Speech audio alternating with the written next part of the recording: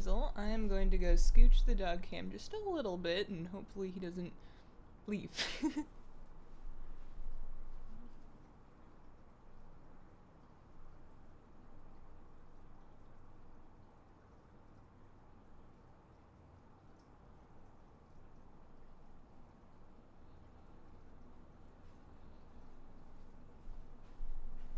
look who I found crawling out from under the couch. Hi, kitty. How you doing? You have a good nap under there.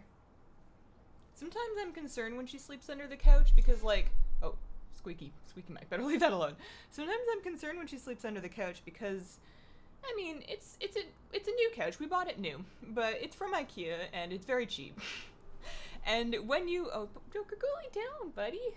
You're a star. You have your own show. Yeah. Commercial break. Yeah, it's from IKEA, and whenever you like get underneath there, there's like a piece of wood that's kind of broken, and I don't know how important it is. I mean, we sit on the couch all the time, and nobody's died yet, and the cat doesn't spend all that much time under the couch, and she's never really under there if we're on it. Like, if we're on the couch, she's also on the couch. So it's probably fine. How are you guys doing? Welcome. Voodoo looking gnome. Yeah, I was wearing the Tide Sage set before with like the kitty's gonna go knock over my camera. I was wearing the Tide Sage set that has like the octopus stuff coming out of the mask, and I really like that set, but I figured I would switch it up a little bit. So I decided to wear the other questing set, which I kind of like. Doggo cam. Well, now it's an empty bed cam. I jinxed it. Joker, go lay down. I can always swing it around to Fleta's tank and let you guys catch up with him. Hey Hazel, how are you today? I just got to 120 and renamed my character to Hazel Strike because I love your content. Wow, I have namesakes. Congrats in the 120. I am also. I mean, I got 120 on our last stream. It was quite the experience. You might also notice that. Oh, there he goes. Good boy. What a good boy. He can't hear me. I don't know why I'm saying it like that. I have all my characters. Hi, cat. Your hair, my hair on your head. There you go. Already right in front of Tempest Keep. I am quite proud of myself. I was doing that last night. I was working on writing a dungeon guide script, and like I would set a character flying over here, and then I would like write 3 more sections, and then the character would get there, and then I would send another one flying over there. So they're all ready. They're all ready to go. So this morning we are farming Tempest Keep. We're going to be killing Kael'thas 10 to 12 times. I don't actually know how many characters I have. Once I count past like 7, I just stop counting. It doesn't really matter. It's some, a reasonable amount of characters. So we're just gonna do that on all these dudes. I have my little Francois here. Not because I have 1,000,000 gold right now. I do not. I spent all my gold in the Spider-Man, so I'm pretty broke. But my buddy and one of my mods here was getting it for himself, so he decided to be nice and lend me the gold. And then, because you don't need to spend it, you only need to, you don't need to spend it, you only need to have it on you. So he, like, traded me the gold, I got the pet, then I traded it back. Which is a very nice thing to do if you happen to have 1,000,000 gold and you're going to get the Francois pet. Which, again, it doesn't even take the gold from you. But if you have any friends that you trust that you would like to share that lovely, joyous time with, then you can do that. Just make sure that you trust them, because they very well could run off with your 1,000,000 gold, and jury's out on whether or not a GM would help you get that back. My glasses are somewhere on my desk. How's fish life? Hey, Tori. Fish life is exciting, I think. Why am I killing this trash? I can just run straight to the end of the boss, and we're probably going to need to do that if I want to get this done today. Yesterday was the last day, or yesterday was the end, rather, of the Panda Corridor quarantine. So I've torn down the quarantine tank. It's sitting empty over there. We moved the Panda Corys, got them all acclimated and settled into the big tank. They're actually doing great over there. I'm very relieved. Just because they're small and moving felt risky. It wasn't, I think. We went really slow with it, but they're just my little babies, and I'm really glad they're doing well. It was really funny watching Chromie the honey gourami just like chasing them around the tank, just trying to be friends. Or she was like, she's not gonna eat them, but she wants to know if anything and everything that enters her tank is food. So she'll take her little feelers and like tap them all over stuff, like anything. Like you stick in scissors in there, which you gotta be real careful with because she'll tap with those feelers.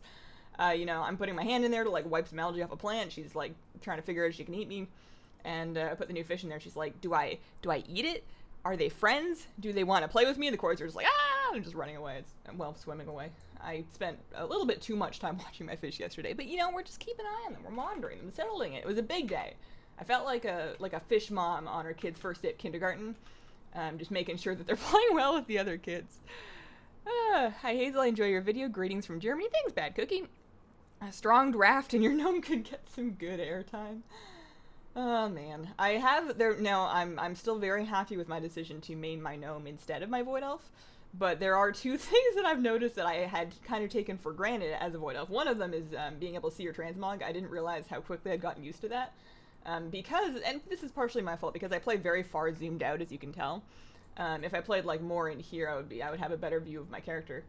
But I play really far zoomed out, and especially once I get going in a void form, I am a blob. I am a purple void potato. And that's okay. But I'm actually really appreciative of the end screen that pops up whenever you finish an island expedition, because I get to see my transmog. Where are my glasses? I won't put these on. I still got, this is a cat butt, just in case you wanted to know what that was. Notice Senpai, good morning. Good morning, Hazel. What's up, Jill? How you doing? Tune looks awesome. Why, thank you. So I wanna share my feelings about my gear right now. So I haven't had a ton of time because I've still been editing, and that's my choice. It's my fault. But I haven't had a ton of time. I did run some Heroics. I did some walk-in Heroics with my friends first, and then after that, once I got to like 305, 306, I started queuing them on my own. And I've done a decent amount of them. Not a ton. I'm sure like, why did I just moo? I was trying to think of, I started a word that I forgot. It wasn't moo. Much. Was that it? Much less? Much fewer? Many fewer? I think I stopped because I couldn't figure out a way to make it grammatically correct. I can't.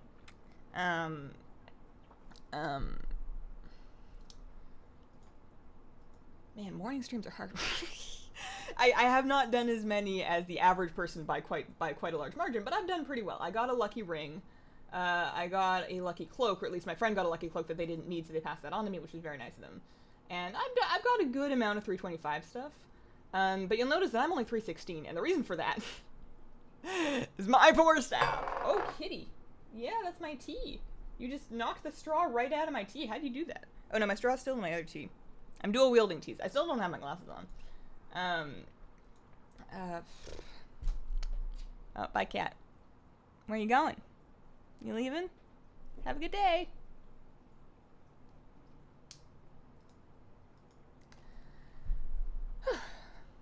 What was I saying? Totally lost it.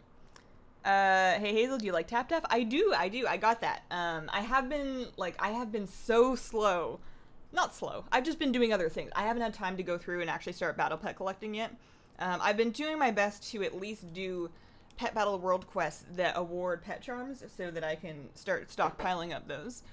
But, and get some preliminary ideas about what I want to do with those strategies once I get there, which again, it's not going to be for a bit because I need to do raid guides first.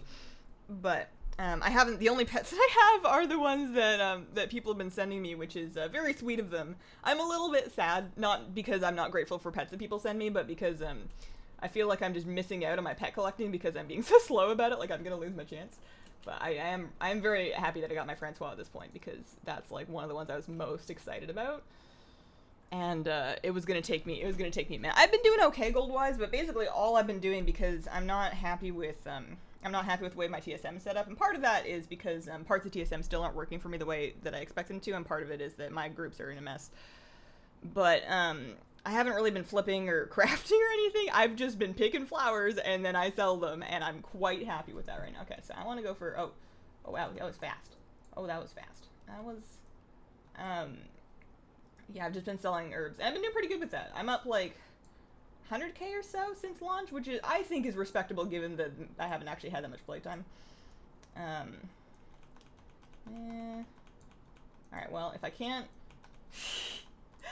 Normally there's like a second that you can get a thing out in, but I'm having a hard time. I was like, I don't need to pick up the weapon. That's for people that try harder than I do. I can just kill the mean lady first and it'll be fine. I won't get chain disoriented and stunned until forever. Eventually, I feel like I'm just getting unlucky. And there we go. Okay, so we got a... Alright, well, that'll help. That'll help. She's down, at least.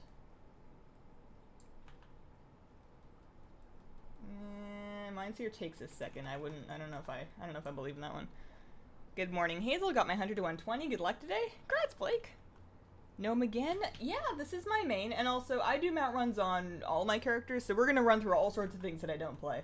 And that's just because we're using them all to kill Kael'thas for extra chances at the Ashes of Alar. Taco Cam. Hi, Hazel Sepalips.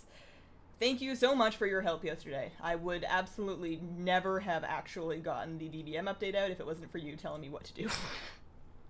I just, and I've been meaning to ask you where you found out, specifically which new alerts were added, because that's the one thing that I would like to be able to figure out for next time, like if there's another patch when they add stuff like that.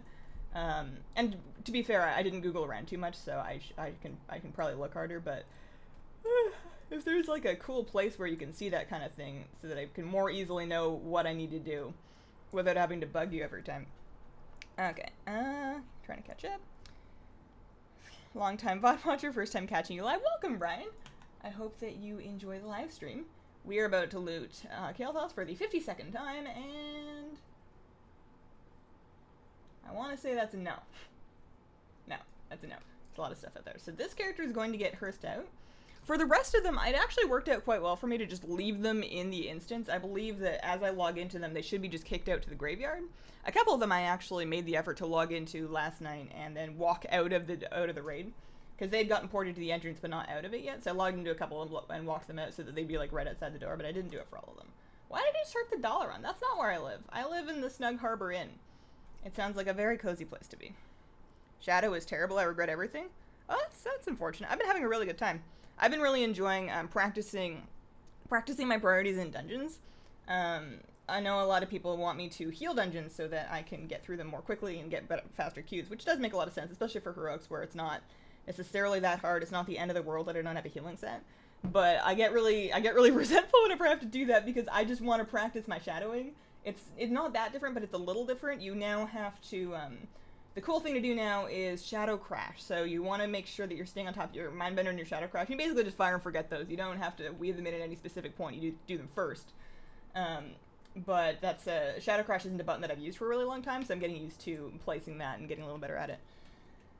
Okay, so that character's done. We're gonna log on to the next one. I'm gonna find my headphones, although I don't know if it really matters. I don't have any sound that's actually coming in. I guess I could turn on game sound. I have a little bit of tea. I think my chat might be... Am I still streaming? I am streaming. My chat hasn't moved in like 5 minutes, and maybe you guys are just really quiet, but maybe something's not quite right. My last message here is, it's been there for a bit. I'm gonna restart my chat window. Let's refresh over here. Oh, it's not available right now. I think YouTube's having a problem. Can you guys, I mean, I'm gonna ask if you guys can still see me. I can't tell if you're saying that you can or cannot. I guess I'm just gonna keep going, and hopefully that gets sorted out soon. This morning's tea is, black currant. It's like a black currant black one, and it's from a gift box that my sister got me from, like, there's this little tea shop in Victoria called Murchie's, and it's just the cutest place to go. If you're ever in Victoria, BC, or if you're just near there and you've never been to Murchie's before, it's a cute place that's worth going to at least once. Like, the tea's not gonna, it's good tea.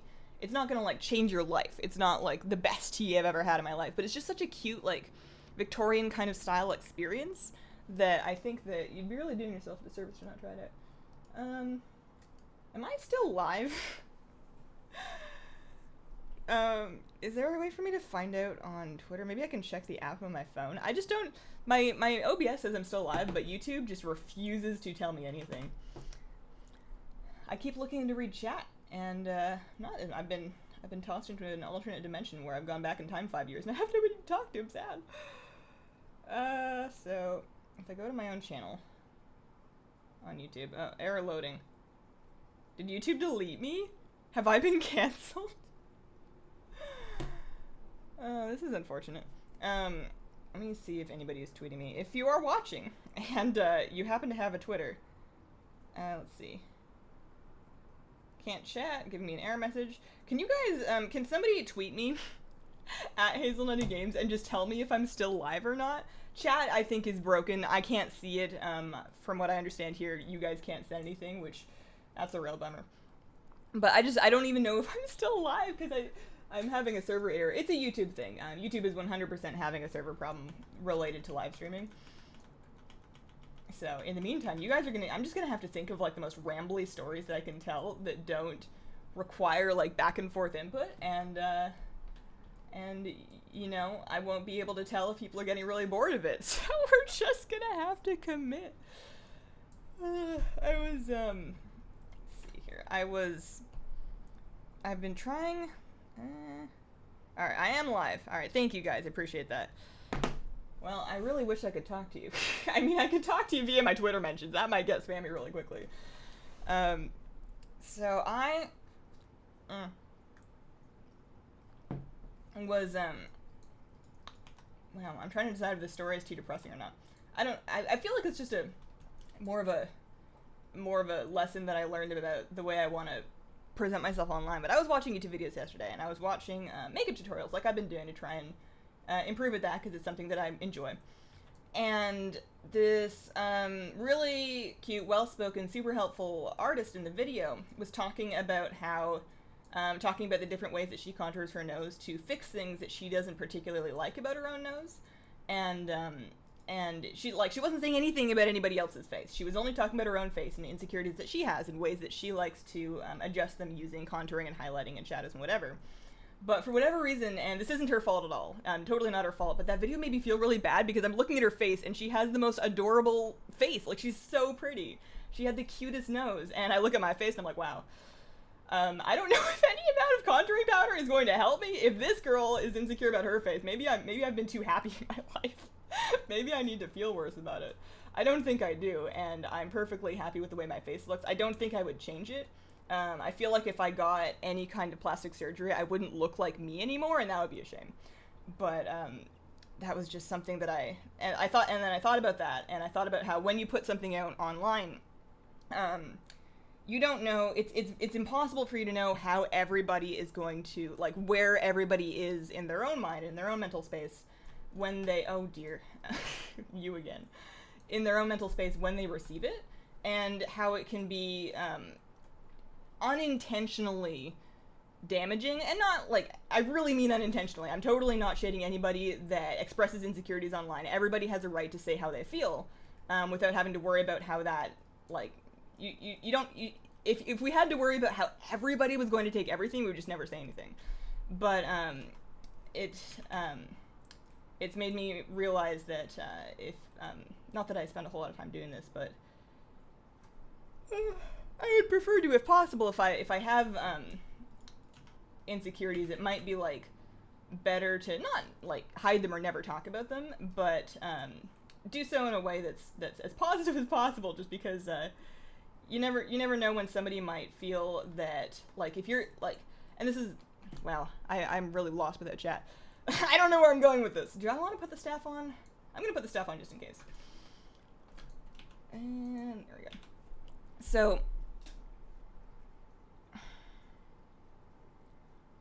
I have been, and this is not a heavy thing, this is just related to WoW. I've been spending a lot of time working on videos lately, which is completely my choice.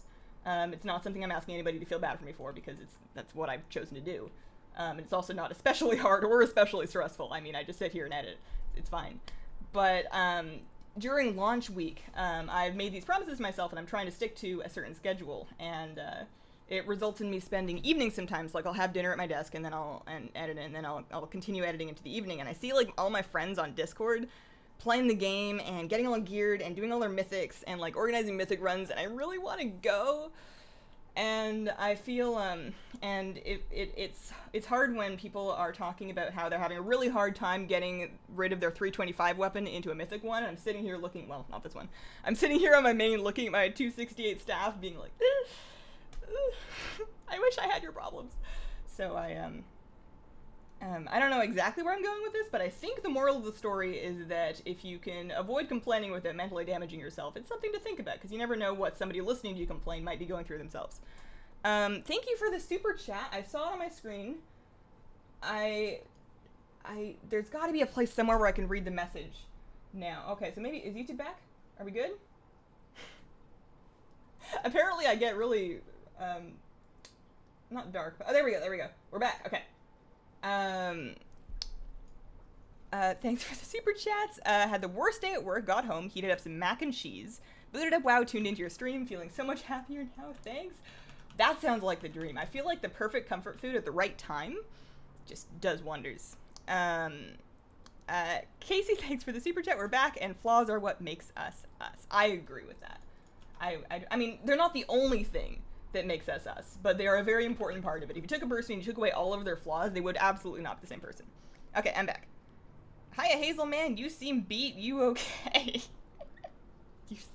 Yeah, I'm good. I appreciate the concern. I'm good. I'm good. I'm excited to, I really enjoy having access to my aquariums, because if I get like a little up in my head, or like I read a bad comment or like a message that sets me off and I'm feeling bad, I can just like unplug from everything and I can go sit in front of a fish tank. I can look at the fishies. And the fishies don't care what anybody says, you know? The fishies don't have, I mean, I'm sure they have feelings, but, you know, they're not like scrolling through their social media feeling bad about anything. So I feel like there's a lot of lessons that I can learn from it. Where have I gone with this? Wow, I need to just talk about WoW. Alright, attempt number 53. Nope. So much loot from that, though. Okay, so I'm just gonna log out here and move on to the next one. Okay. Alright, good luck on Ashes. Love waking up to the stream. Cute pup, are you dealing with a lot of smoke from all the wildfires? It's really bad up in Seattle. We just need rain. Yeah, a lot. Every time that I've seen like the sun or the moon for the last week, it's been orange. You can't see very far. I hadn't noticed it smelling yet. I remember last time there was a whole lot of smoke around the area. It would smell very smoky and like give you a headache. And I haven't noticed that this time around, but I did notice that I woke up this morning with like a really scratchy throat. And maybe I'm just getting sick, but I felt like it might have been related because it got a lot worse last night. It's pretty bad out there right now. And I feel bad because at night I'm still opening windows and like fanning air in here, but I have to bring the temperature of the apartment down because I have fish that really shouldn't go through big temperature swings. And like I can heat their aquariums, but I can't chill them. And I'm not running them at 80. I'm running them at like 75, 74 even. So I've been running fans at night to try and chill the apartment down. I feel bad about like blowing smoke in here, although I figure it's getting in here anyways. It's not like we have a magical clean air source inside. So anyways, that's what I've been dealing with. Lynn, thanks for the super chat. Hazel, the voice pack is so awesome. Well, I'm glad that we were finally able to get it updated for people that were waiting for that. I clicked through a couple of the sounds to get a feel for the volume of them when I was doing the new ones. I understand that the sounds are a little bit quiet. I don't have a way to fix that without doing each one individually, and there are like several hundred of them. That would be a big day. So my plan for that is that next time, probably in like a year or two or three, we'll see, in a while, a ways down the road when I'm looking at updating it, and I just realize that I can't live with having the current sounds out anymore. I'm just so embarrassed by them, and they make me cringe so hard that I'll redo them. Then I'll do them the proper the volume. I was gonna say temperature. That's not the right word.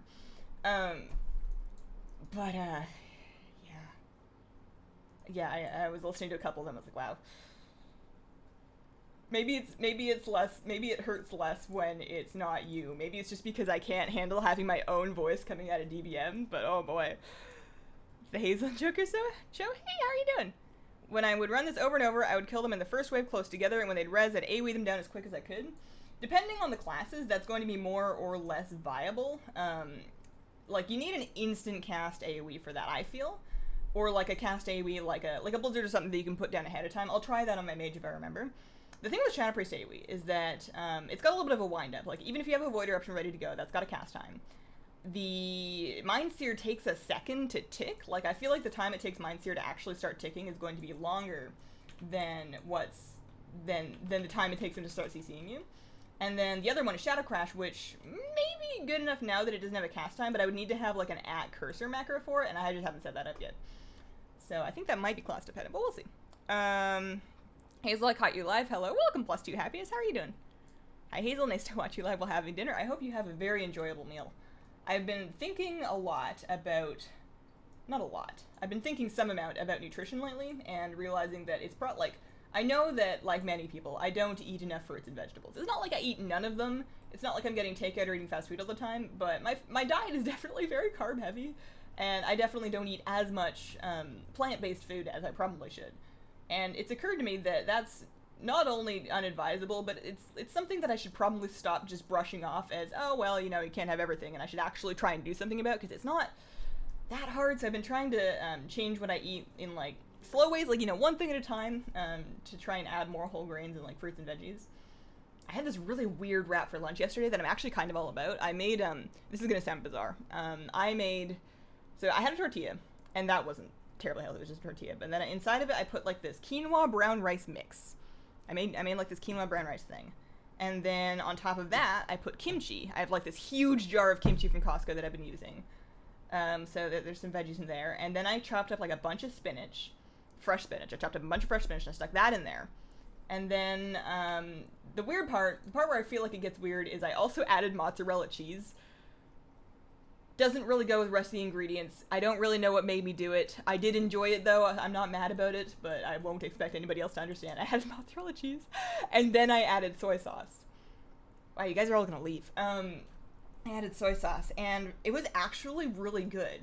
Like, there was a lot of spices. The couscous quinoa, no, sorry, not couscous. The quinoa brown rice thing was like a mix. It like had spices already part of it, and then with the soy sauce and the it was good. It was good. It was a way to eat fresh spinach in more than 4 leaves at a time, because usually I buy fresh spinach, and like, I'm gonna have spinach salads, and then what I do is I put like 4 leaves on my salmon burger, and I'm like, well, I'm done. Okay, I'm gonna catch up a little bit. Jill, thanks for the super chat. Marlo and I love watching you every Tuesday and Friday. Can't play WoW this morning, but this is pretty awesome in and of itself. I hope you have an awesome week. I really enjoyed, I saw the picture of Marlo that you put in the Discord. Such a cute kitty. My natural hair color is dark brown, and there are many, many, many videos of me with that hair color. All you have to do is just go to my channel and, like, find a way to scroll back before December. Like, just go to the vlog playlist and scroll, like, a lot. And, I only dyed my hair, like, at the beginning of this year, so you can see it fairly. Or same thing with my Instagram. I have pictures on my Instagram if you go back far enough. Hazelnutty Life. Now that you're maining Gnome, thank goodness, do you think you'll faction change your Void Priest to Zandalari or Maghar down the road as an incentive to play her differently to the Gnome? No, I'm not planning on faction changing any of my characters. I have a Undead Priest on my EU account, and that's really my only Horde character, and that's fine. I'm already feeling so behind on so many things in WoW that I don't want to add any more stuff on there. When creating a fictional character for gaming, I always start with the flaws, not abilities. It makes them feel more real to me. That's a really good tip, not just for gaming, but I think for character writing for anything. I feel like that's a very good starting place. And that's like one of the key lessons that people that grew up like creating, like writing stories, like as soon as they figure that out, I feel like your writing automatically gets a lot better, and you start creating characters that aren't quite so Mary Sue-like. Nirvana says fish don't have feelings. Oh man. Will you farm Dune Scavenger? I don't know what that is. Probably not. Probably not. Not unless it's really cool. If it's really cool and it lets me have, what do I want? I have most things that I want, actually. How's Turd Snail, Hazel? Let me check. Let me go look. Turd Snail is, hey buddy, doing great. He's currently on the back right wall. Oh dear. Oh dear. Bad time to check on my snails. He's on the back wall of Fletta's tank. He's snailing around. He's a fast little guy. Most of them, when they're snailing around and they've got like their foot on the glass so that you can, hang on, I need to, as soon as I get a second, I just need to let loose with a cone of cold. So I'm gonna actually ice block and then cancel and cone of cold. There we go. Oh, that didn't quite do enough. All right, well, it's okay. I can hit them with my stick. This is gonna be a really fun part of every Tempest Keep run. Yeah, most of the snails, when they're like snailing along, you can see their foot on the glass, you can see them moving. It just kind of looks like they're, you know, gliding very, very slowly. They're just kind of like migrating their way across there. But him, he actually goes so fast that you can sort of see the pulsing movement in his foot that actually allows him to move. And I find that really cool, because snail feet, is this weird? I don't think so. Snail feet are fascinating in how, like, snails are fairly simple organisms. And I need to do more research about this because I don't actually know that much about snails. I'm not a biologist. But snails are pretty simple creatures. But they are remarkably... when my stream becomes Animal Planet. They are remarkably dexterous with their foot. Like, you haven't lived until you have seen two snails trying to keep a single algae wafer to themselves when the other snail's trying to fight them for it. It's kind of like watching gladiators, like slow-mo battle, because they can't really hurt each other. At least the snails that I have can't. So all they're doing is they're using their foot to try and, like, pick up. Like, I've seen them pick it up and try and stuff it underneath their foot and then curve their head underneath it. I've seen them dig holes with the back of their foot while pushing it under with the front of their foot so that they can bury it, so that they can be completely on top of it. They're remarkably clever with it when somebody else is trying to take their food, and seeing the different ways that they can use something that really just looks like a piece of goo as a muscle, very cool.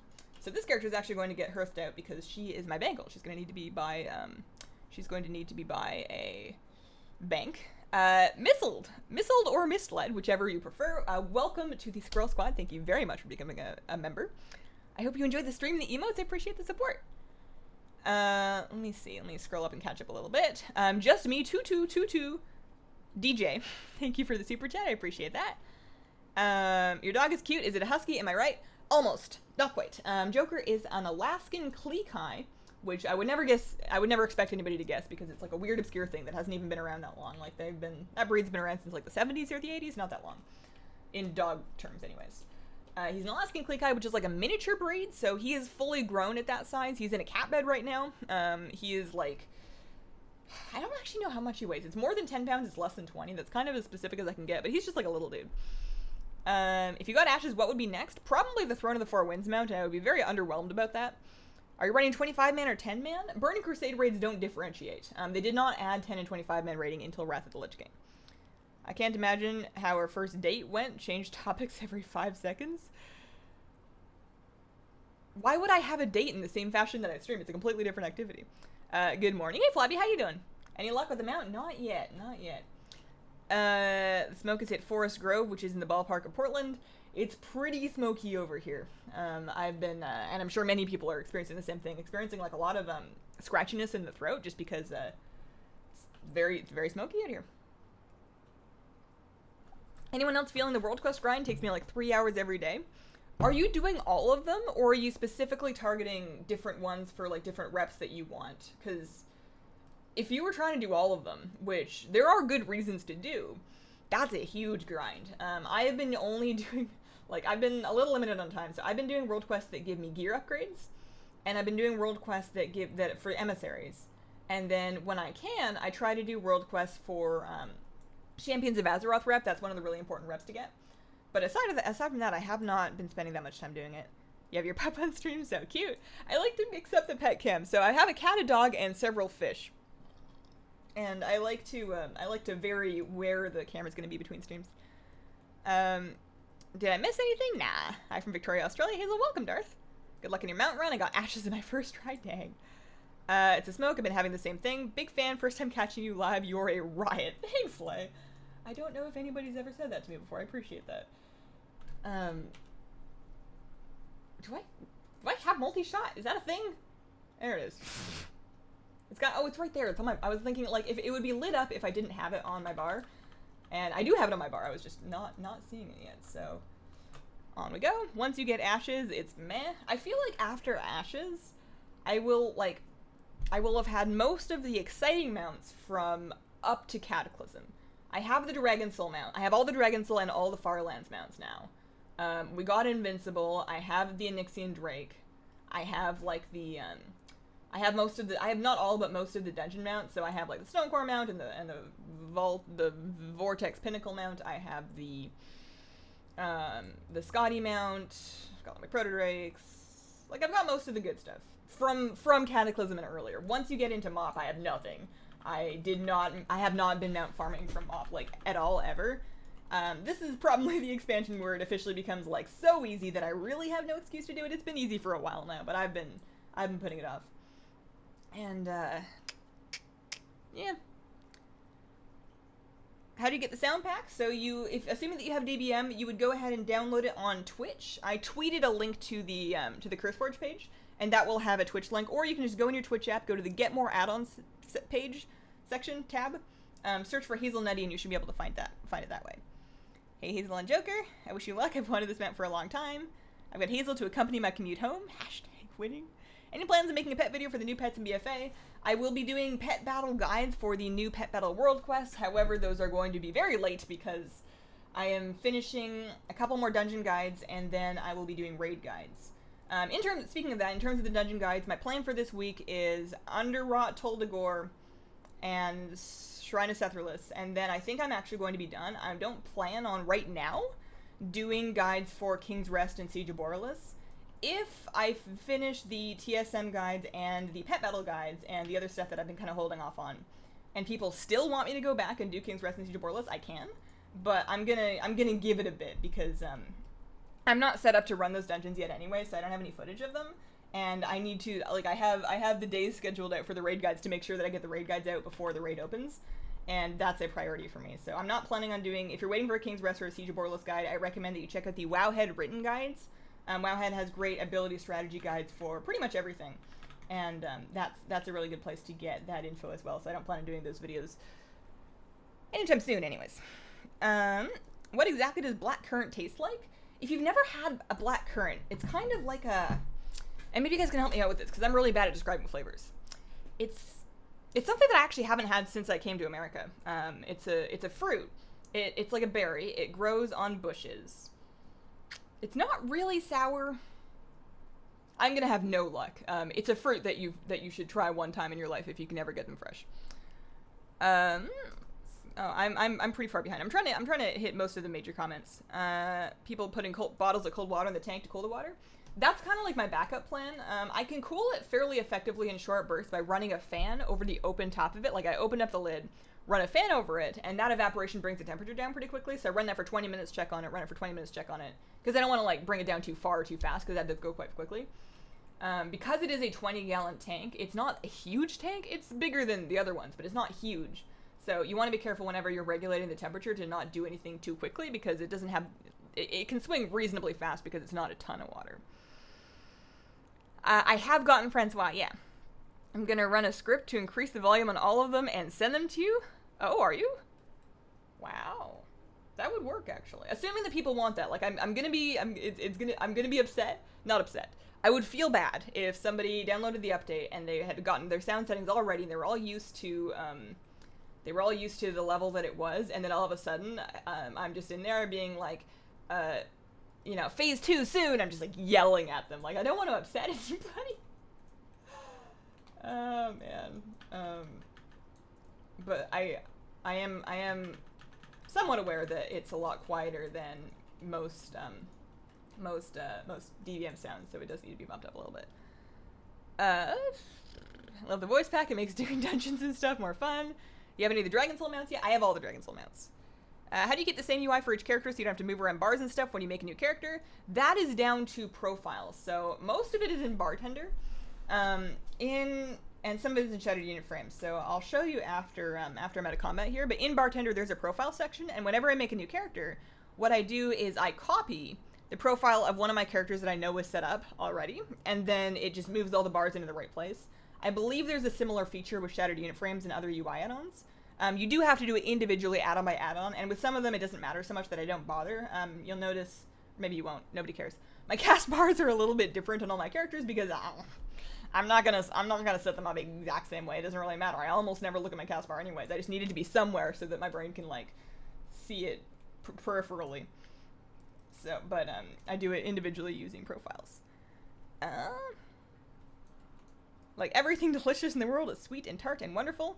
Did you ever decide where to park your alts, Rested or Graveyard? Graveyard. Rested can wait. In the interest of, I got Transmon. In the interest of making the Tuesday mount runs a little bit more expedient and speedy, I'm just leaving them outside. What have you been doing in game the past few days? Couple of world quests, a little bit of herb farming, like when I'm out doing world quests or when I'm out exploring an area to get some footage for a video, and couple of dungeons, not as many as I would like to. Hello there. Shadow Priest can't compete with mages, period. The whole community is waiting for 8.1. I wouldn't say the whole community. Maybe everybody except for me. I'm having fun, darn it. Handful of ice cubes could cool the tank down. Are you running 25? I think I got to that one already. Maybe I've scrolled up too far. Your hair is gorgeous. Why, thank you. Speaking of the hair, actually, now that I am embracing my gnomish self, I was thinking it's almost time for me to like redo it. I've got like an inch or so of roots going on up here. It's almost time for me to redo it. And when I do, I want to try at least once. I'm going for less of like a void purple and more of like my gnome pink. So not like the gnome pink, not like the bubblegum cotton candy gnome pink, but like, you know, my gnome, she's got kind of like the redder pink. I want to try doing that. So I've ordered a couple of different colors of dye that I can try mixing together, and I think I might do that as soon as it's a weekend and I feel like I have it in me, because it's like a whole exhausting day whenever I do my hair. I need to just suck it up and find a salon and pay somebody to do it, because it's really, it's just time consuming to try and do it yourself, and like enlisting my poor husband to help me. I'm just, it's been a long time since I've trusted somebody else with my hair. Hi from Michigan. My beta Big Blue rules his 29-gallon tanks with his 12 Panda Quarry tank mates. That sounds like an awesome tank. I like your videos. Thanks, Raymond. Hi, Hazel and Joker. Sorry, I haven't been, hang on, I'm running into a wall here. I've been buried in job apps, maintaining my own stream. No problem. You guys always gotta do you first, of course. How does your main deal with the current lack of high aced? Well, I press my buttons and they finish casting eventually. Like, I'm not trying to achieve liftoff. I've been keeping up with other people of similar gear levels. I don't feel like I'm terribly far behind in damage. You become such a staple part of my Tuesdays to get through work and my Fridays while home leveling. Well, thanks for choosing to spend them with me. That means a lot. Time is so limited.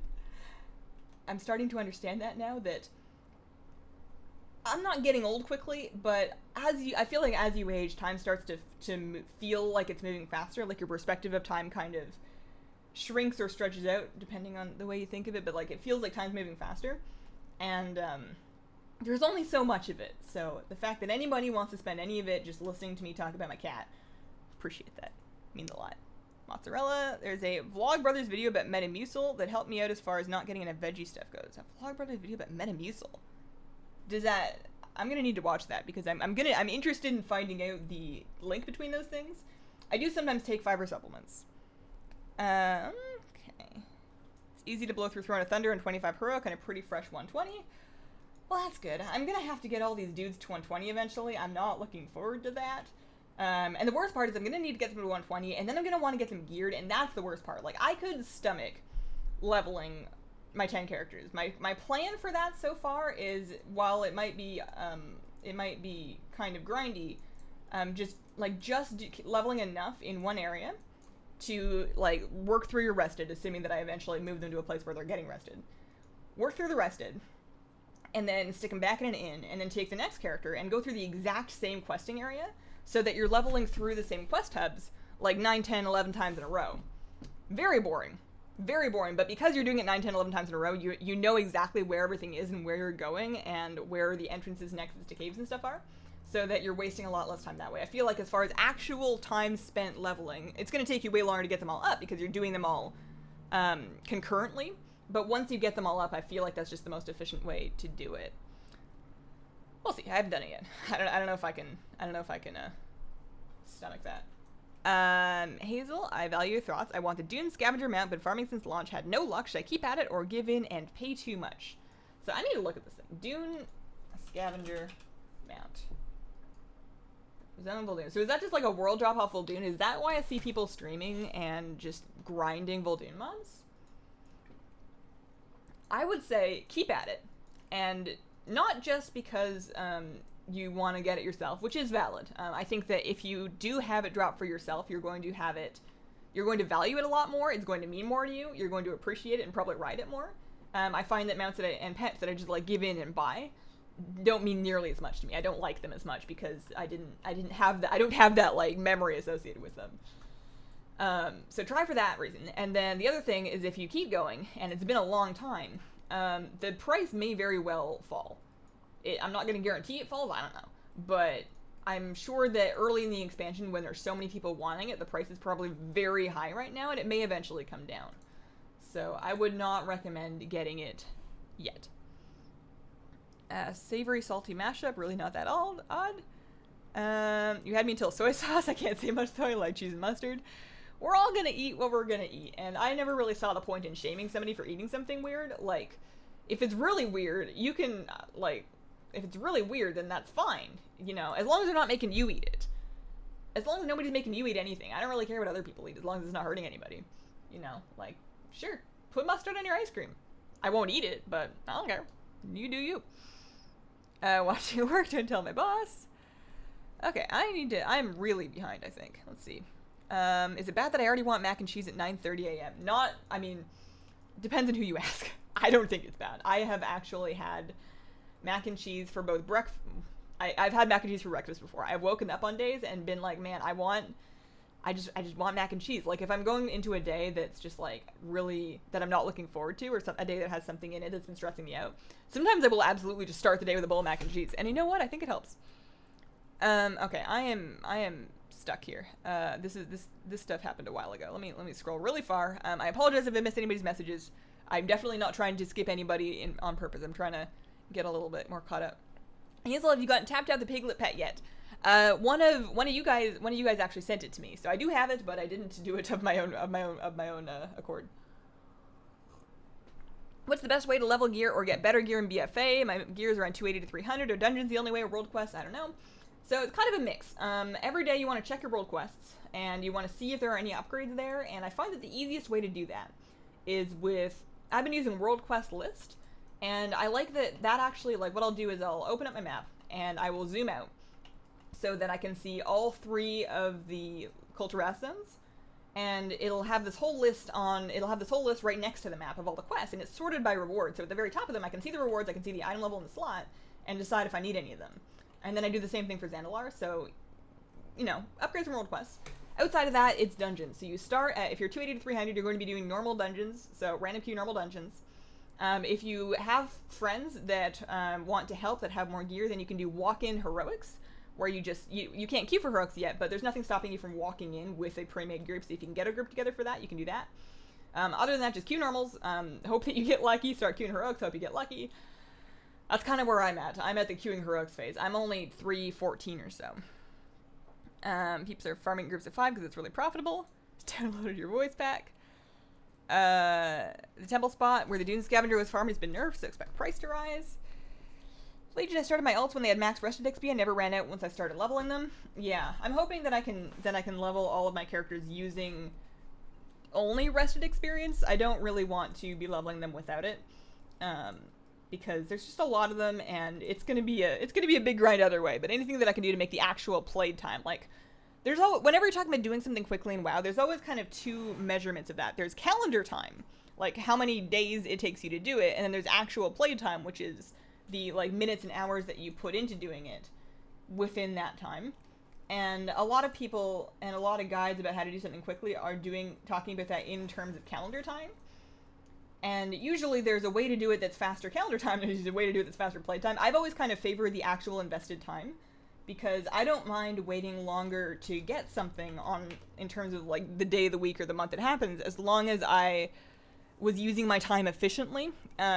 If I was putting less time into it over the course of that month than I would have if I just grinded it out, then I can take that extra time and put it towards actually anything. There's so many cool things in life to do with your time. I've been meaning to make an apple pie, and if I can just like find however much time it's going to take me to put that together, I really need to do that. Actually, I don't know how long the apples last. I should check on the apples. Maybe I'll make an apple pie today. Maybe I'll, because actually I'm like halfway done today's dungeon guide. So if I finish the stream, and then I get the dungeon guide out, then maybe I can make an apple pie. Are you a Frost DK with a 2-handed weapon? Why is that bad? Probably. I don't know.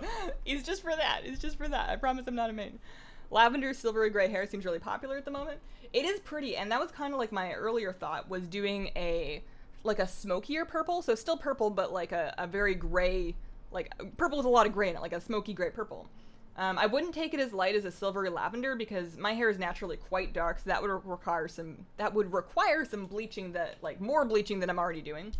I feel like I've found a level of bleaching and like an amount that lightens my hair enough for it to look colored, but it still feels like it's in pretty good shape. I feel like it's doing okay condition wise. So I really don't want to push it. I really don't want to push it. I would like to, like, I'm very attached to my long hair. I would be very sad if anything happened to my hair. I would probably wear wigs if something happened to all of my hair, because I just really like the way that my hair looks long. So I'm trying real hard not to ruin it. What am I doing here? How do I AoE? I mean, I can Seed of Corruption. That's just a stun. What do I do? How do I Warlock? Is Seed of Corruption it? Is that the only thing that I have? I'm Affliction right now, so let me Seed of Corruption something. Did that work? I don't know if that worked. There we go. Alright, they have, no, I don't know. I'm just gonna, they can follow me. They're like my paparazzi. They're my entourage. Look at the Leaping Vein Seeker, so cool. Oh wow, that's a heck of a name for a mount. Leaping Vein Seeker.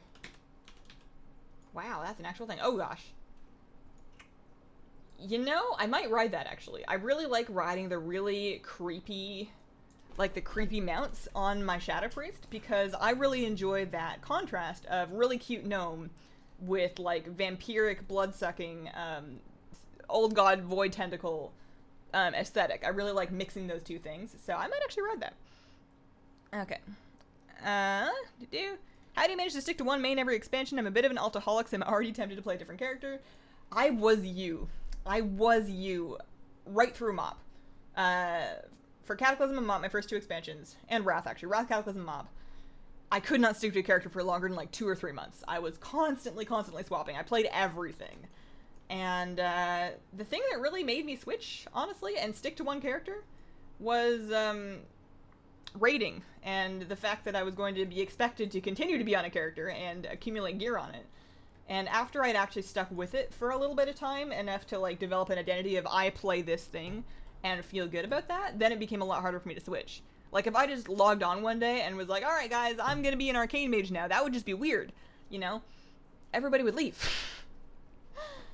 As a black currant tea herbal, how do you survive a no caffeine this early? It's not herbal. It is a black tea, and I've actually already had a full Donald Duck bucket-sized cup of a different black tea already.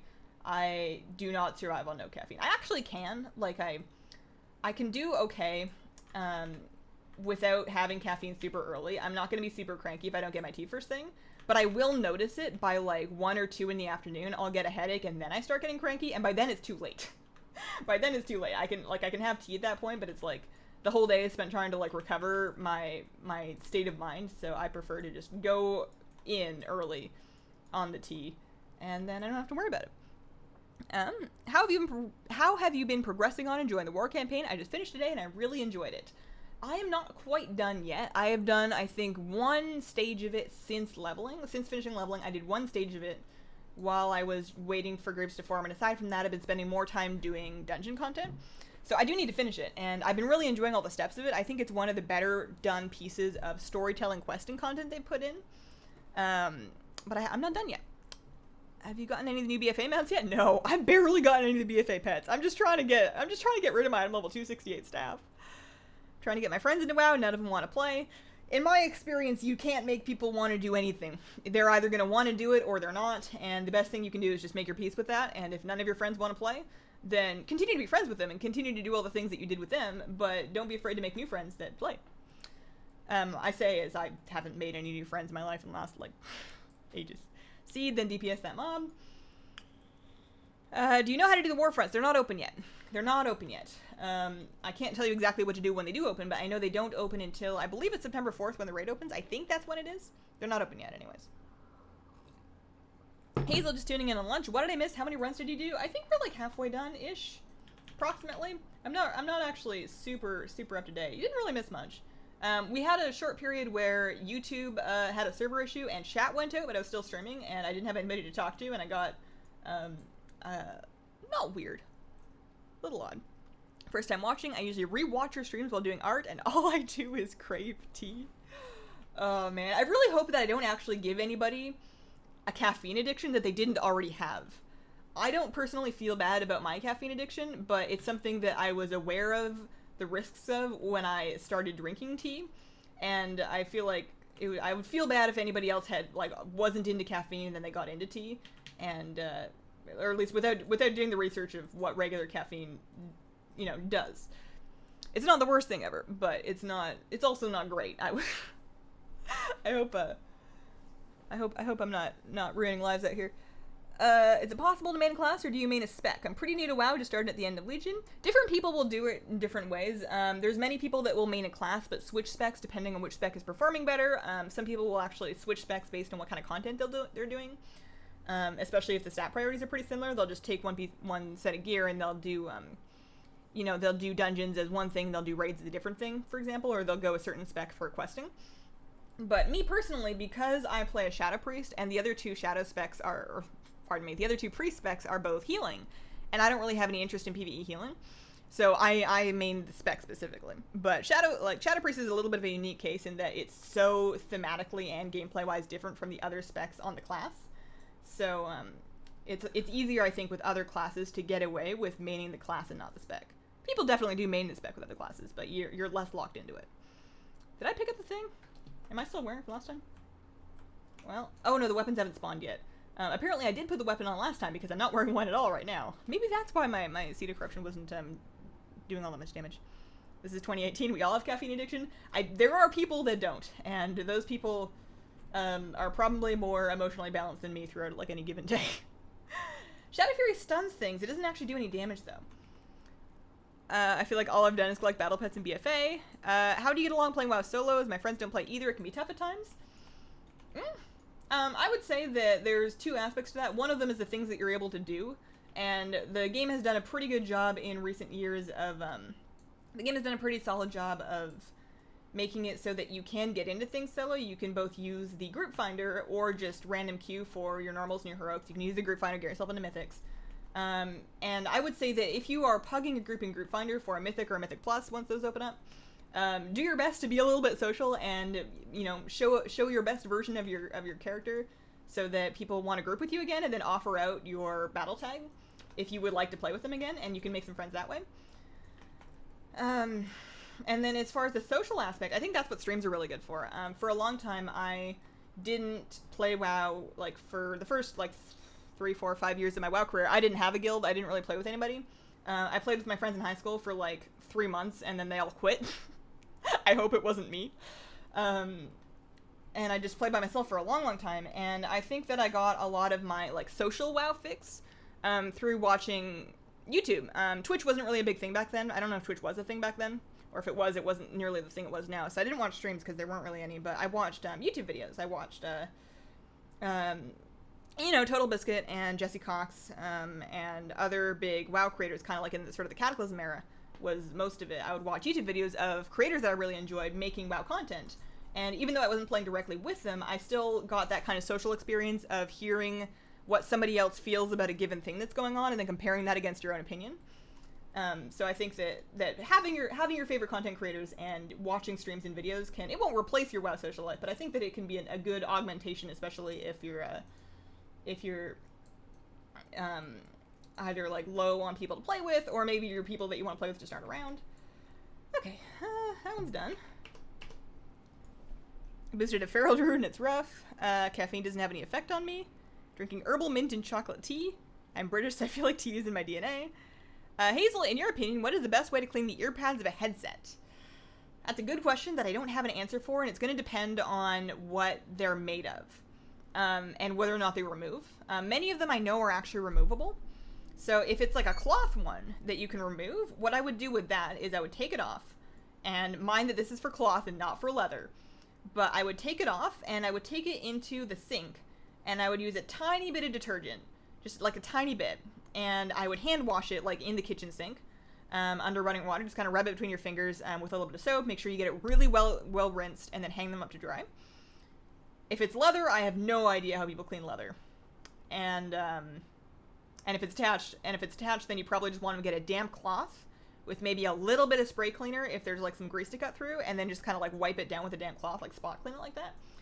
But I don't actually know. My headphones tend to get kind of not grimy, but let's look here. They get purple. My hair dye wears off in them. They're actually, these ones seem okay. I don't know how I'm going to go about cleaning these when they go out, because these, I think are they leather? I don't know if they're leather. I thought they might have been fake leather. I don't have like a really strong moral stance about whether or not I wear leather, and I feel like I should probably figure out what my stance on that is, because like I can't go around feeling good about myself for the fact that I don't eat meat when I wear leather. Like, that doesn't make any sense. So, yeah. Are you going to be switching your druid or making a druid in the new races for the new forms like Zandalari and Kulturas? Gonna depend on how the racials shake out for PvP. The only thing that I really value doing on my druid is arena. So if it turns out that a Kulturan or a Zandalari druid are superior to Night Elves for arena, then I will probably consider playing them. I don't know if I'll commit to it, because I am pretty attached to my Night Elf druid as a Night Elf. I like her quite a bit, but I would think about it if it's gonna be better. I'm so used to Shadow Meld. Shadow Meld is like such a get out of jail free button. Get out of that polymorph cast that you've forgotten playing for free button, that I would have a hard time playing without it, I think. I usually do. Like, I whenever I play Horde, I'm on like my Tauren druid or whatever. My Tauren or my Troll druids, I'm like, well, I can't Shadow Meld stuff. I'm gonna have to actually try. Shadow Priest should be able to unlearn their light specs for a damage boost, be purely dedicated to Shadow, like Lone Wolf, but for healing. It's kind of a similar thing that they did with, when they made it so that you cannot cast a light spell with it. Like, whenever you cast, like, a Flash Heal or whatever, it would take you out of Shadow form. Of course, they eventually changed that so that as a Shadow Priest, you don't have Flash Heal anymore, you have Shadow Mend, and that does not take you out of Shadow form, which is more convenient, and fits more thematically. But they kind of had that theme of you can't really do good shadow damage while also mixing in healing stuff. You have to be a Shadow Priest. What timing? I'm watching you farm ashes while I farm it too. Any tips for the Great Sea Ray? I think the best tip is to fish. And specifically, I don't think you need to worry about fishing in pools. I think you're going to be much faster just fishing in open water. Open water fishing, I think, is better in this expansion than it has ever been before, because there is no trash fish. You're always going to be catching somewhat valuable fish.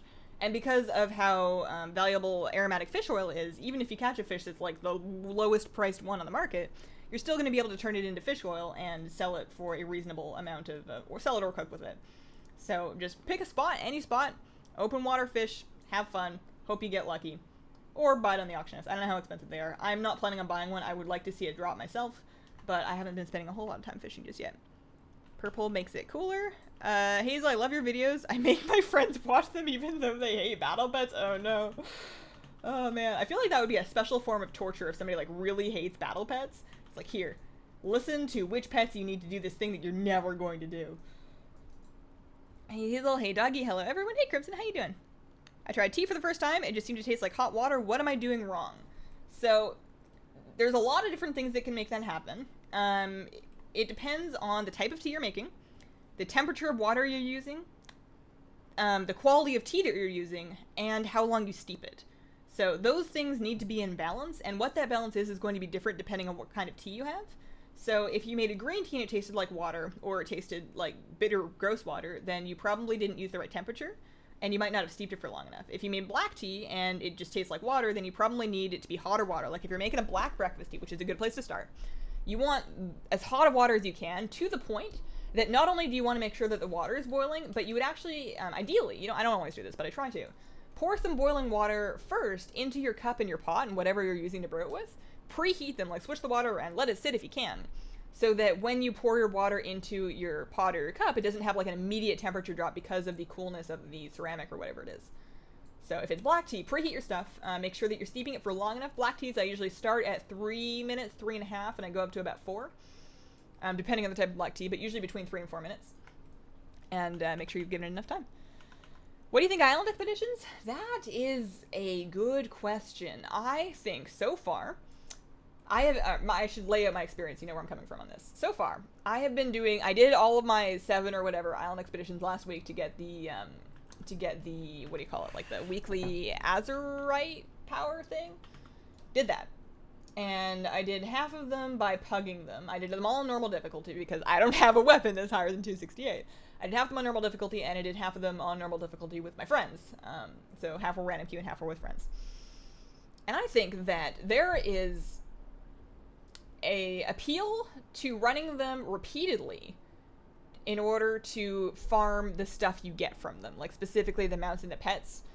Those appear to have just a random chance to happen to you when you complete any island expedition. The chance seems to be quite low, and there is such a wealth of rewards from that there is incentive for running like a ton of them.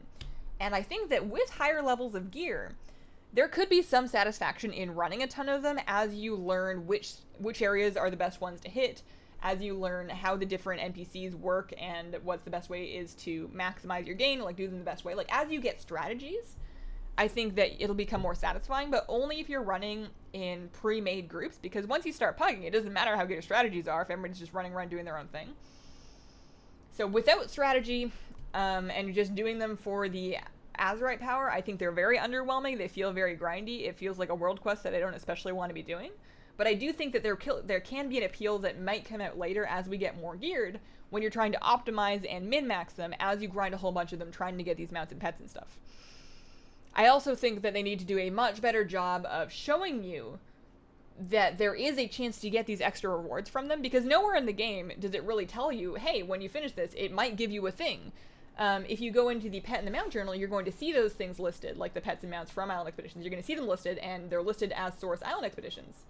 But, you know, it's not like there's a cache at the end of it. It's not like when you queue up for it, it shows you with a cache. It's like, it's a thing that just happens out of what seems like nowhere. And that can definitely, like, I feel like they need to do a better job of showing in-game how that works, because I can totally see people that don't go online, and even people that do but just missed it because there's so much news coming out all the time, just missing completely that there's extra stuff that you can get from those. Like, how is anybody supposed to know? A lot of people didn't even realize that there was like this weekly cap of doing 7 of them or whatever, because you have to go by the table. You have to stop by the table and look at the interface there. It's not anywhere on your regular queue interface. So I think that there could be some work done in that area, but overall I'm optimistic. I'm not enjoying them yet, but I think I will enjoy them more in the future. How to start the island expeditions. You want to go talk to the mission table for Borealis. It is kind of right behind the boat. It's on the docks kind of behind the boat where your mission table is. Talk to the table. It will have your weekly cap. It will have your queue button. See, that the fact that people still don't know, and I'm not shading you guys for not knowing, the fact that anybody doesn't even know how to queue for them yet, huge failing on the game's part as to telling you and showing you both where they are and why you should do them. Pesco is basically vegetarian, but with fish. That is me. I am also a pescatarian. So what can I say? Which is, if you think about it, a little bit odd given how excited I am about fish, but I don't really know how I justify that. I guess I justify the way I eat by saying I eat what I want to eat. I eat what feels like the right thing for me to eat.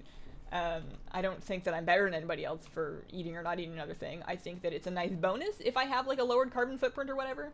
But I wouldn't say that's specifically why I do it, because that would then put a whole bunch of extra pressure on me to do all sorts of other different things that I may or may not do. Okay, this alpaca will not let me go. I always try to watch my mercury. B12 supplements. I've been, like, I know my multivitamin has B12 in it. I've heard good things about taking additional B12. I don't know. There's so much media that's so hard to know what is actually well researched and what is just like, health blogs bother me, because giving medical advice without proper medical research, I feel like, is very risky and can lead to people disagreeing with doctors. And then I also think that doctors, not that they're like, it's not like a big scam trying to like trick you or anything, but I do think that a lot of doctors are quick to try to fix your problem with medication. Like, that's their job. They look at what's wrong with you, they figure out where the source is, and then they figure out what kind of medication they can give you that will fix it. And maybe that's just because they know that when they prescribe lifestyle changes, that people don't do them. Maybe they just feel like, you know, I can tell you to eat better and exercise more, but you're not going to do it, so here's a pill because, you know, you will do that. Or there's like the conspiracy theory that pharmaceutical companies push these drugs because they make money off of them, whereas nobody makes money off of you buying more broccoli. Whatever you believe, I think that getting health advice from just like popular theory on the internet is dangerous, and there's a lot of extra research that you should do before you like actually commit to making a lifestyle change. So even just with little things like vitamins, like maybe it won't hurt me to take extra B12, but before I do anything like that, I would like to figure out why. Did I just hearth? What am I doing? I haven't run on this character yet. Was I in Stormwind the whole time? Did I just hearth the Stormwind? Alright, my Hearthstones aren't on cooldown, so I must have left this character in Stormwind. I thought for sure I was in Tempest Keep. Oh, maybe it ported me back to my Hearthstone location instead of the dungeon, maybe instead of the graveyard. Maybe I should actually be running them out of the raid before the lockout. Oh, interesting. I thought it was just going to port me to the graveyard. That's good news. I mean, that's not good news, but it's something that's good to know. I should phrase more specifically. Okay. Do you get anything worth from island expeditions? Kind of not really. So it depends on what you consider worthwhile. You get a small amount of Azerite power from completing them, which in my opinion is absolutely not worth it. I am personally, and maybe people won't agree with this, I personally don't care at all about my Azerite power.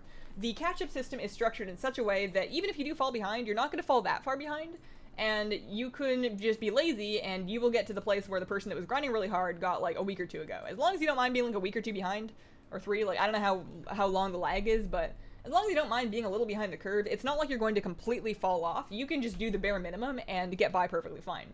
So I don't see the point in working extra hard in order to get to a place where somebody who barely did anything is going to catch up to with no effort in a couple of weeks.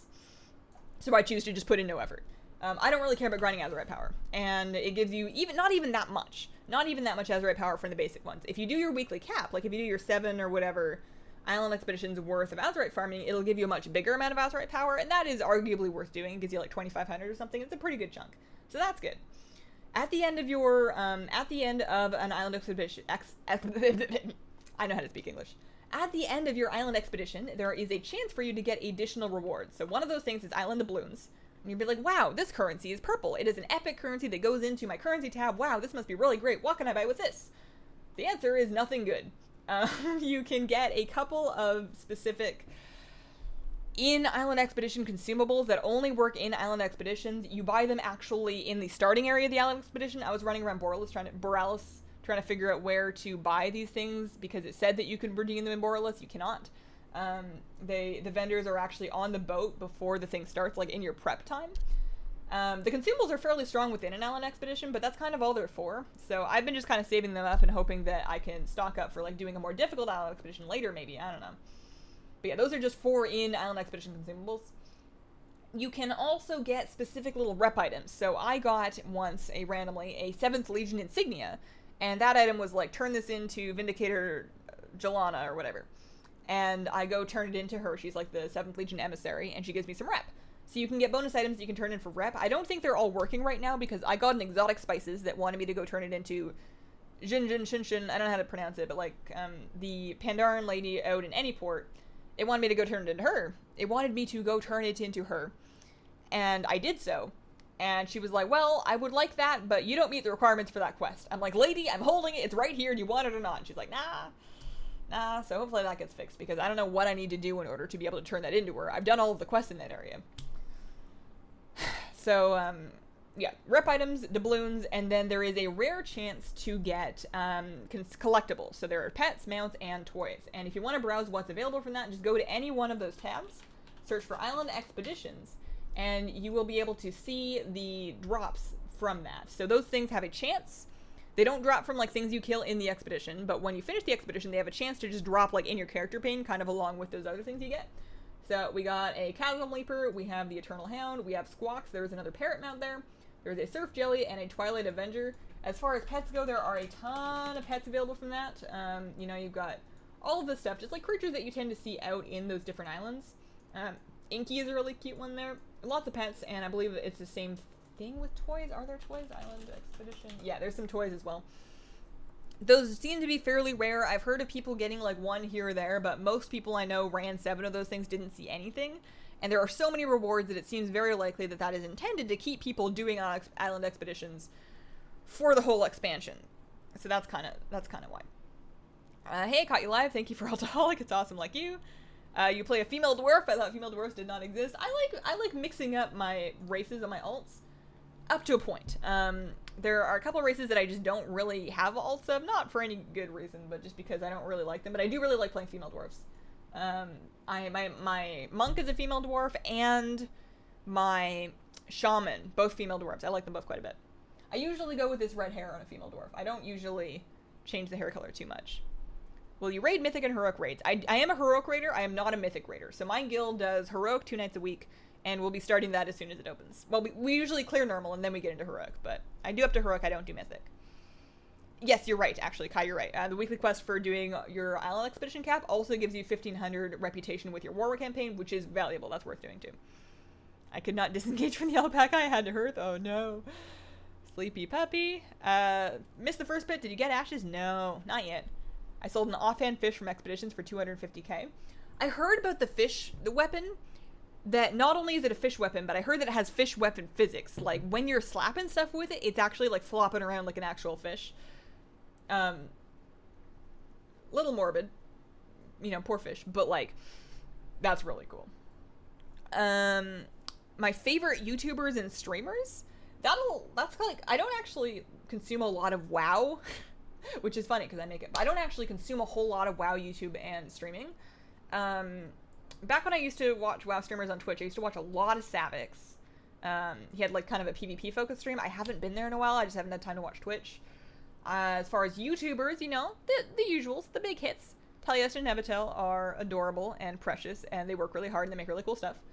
Hiru comes by here sometimes. Here's a cool dude. I like the lore stuff that he does. Who else?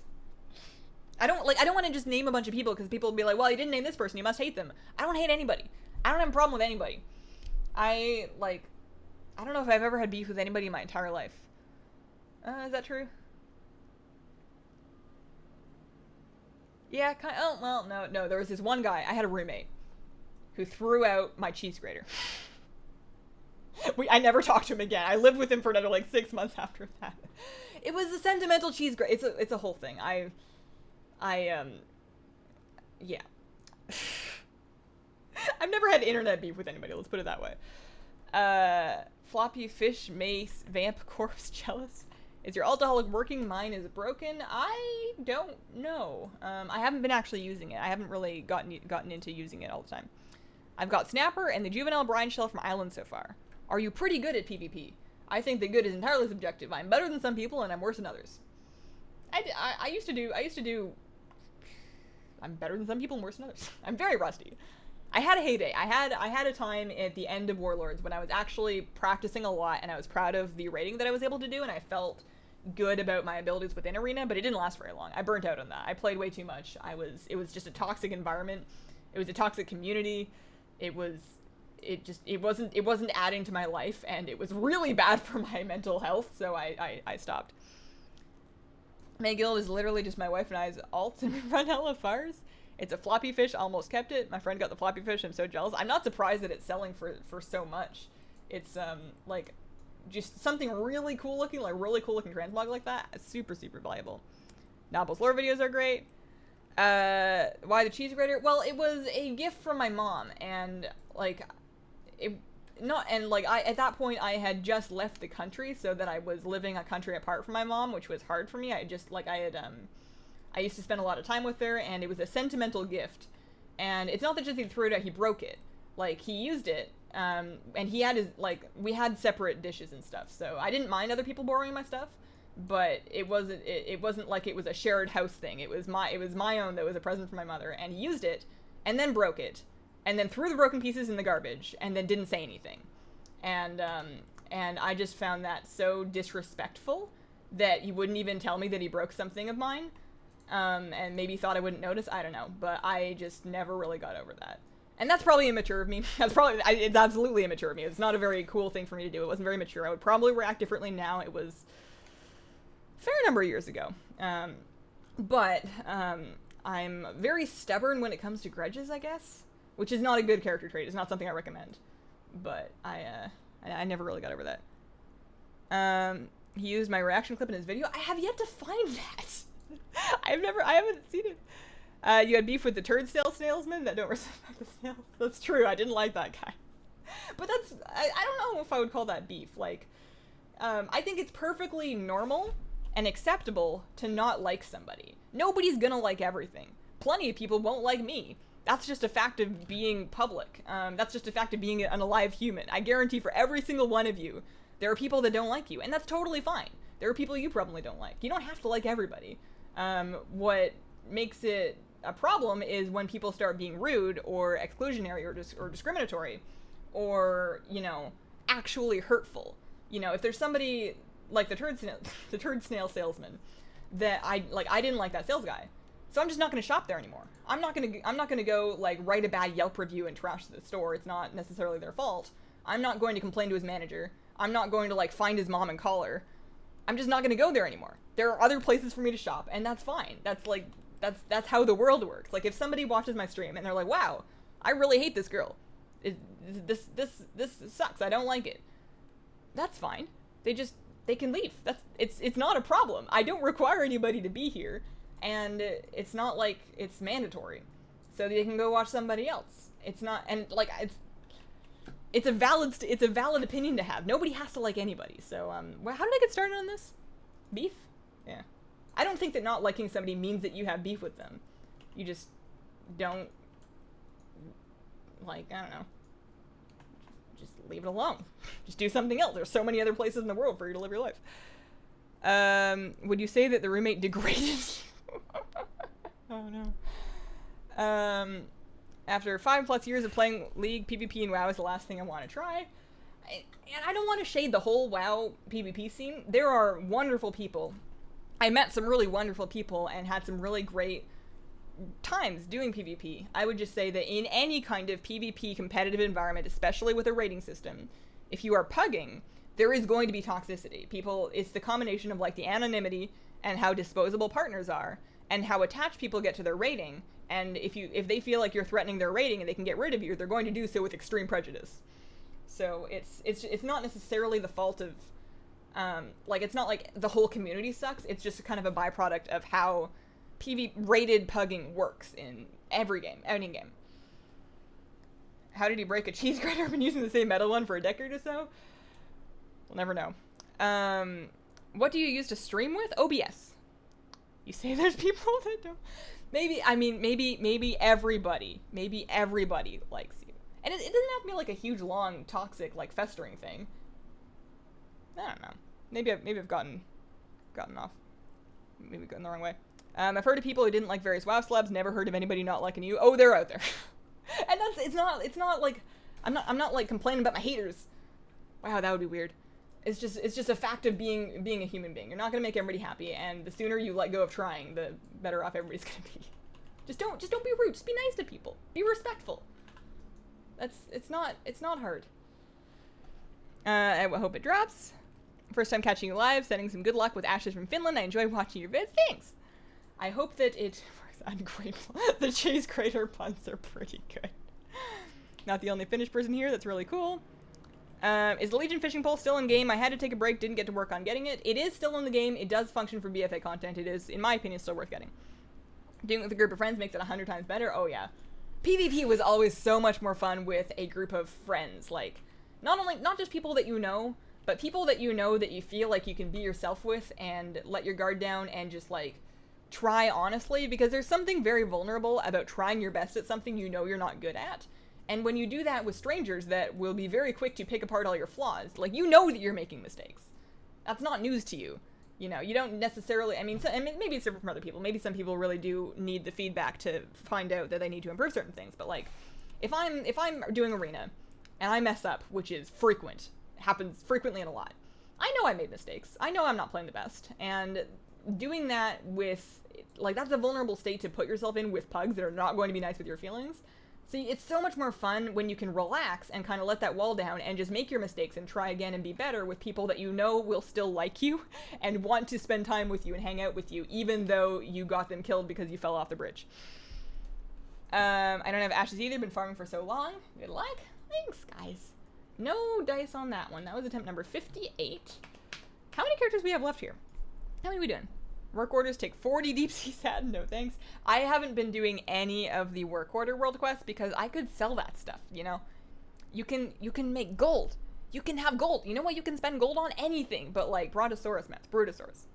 You are great from Sweden. Thanks, Minnie. I like talkative streamers. You fit the bill. It's great. I play WoW while watching. Yeah. I think that as far as like the spectrum of talkative to quiet streamers, there are definitely there's different appeals to different ones, and alright, so we got 1, 2, 3 more left. I am on the chatty spectrum. I talk a lot.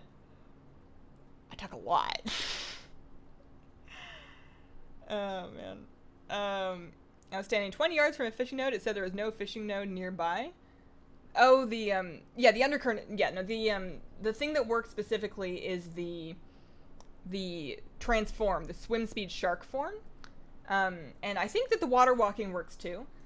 The undercurrent, I don't know if it's a bug that it's not working, but I don't know if I ever expected it to work. Because, like, I always kind of got the feeling that teleports you to a Legion fishing node. It's definitely not supposed to be fully functional, but the thing that it's good for, I haven't even been fishing with it, honestly. I don't fish with the Underlet Angler, I use it to swim. Like, if I'm at the end of that dungeon where you gotta swim under the stuff to get to the last boss, I put on my Underlet Angler and I can, like, zip ahead and then I have to wait for people before we pull the trash. Ask Kalesos how's his hair.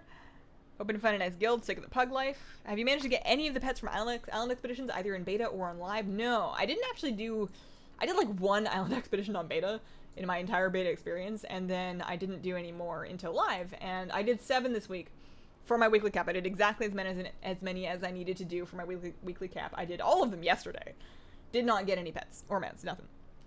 It's gonna be, I feel like that's gonna be a long run. What are the ashes you're grinding for? Never heard of it. The mount is called Ashes of Alar. It's actually a phoenix mount, so it looks like that. You might have seen people around on that. It drops from Tempest Keep, Burning Crusade raid. It's been around forever. It's like one of the early kind of OG rare drop mounts that people farm, and I just don't have it yet, so we're farming for it. It's fun to listen to you talk about stuff while I play. I think we all found out earlier when my chat went out how important you guys and the chat is to the stream, because I don't know what to say anymore.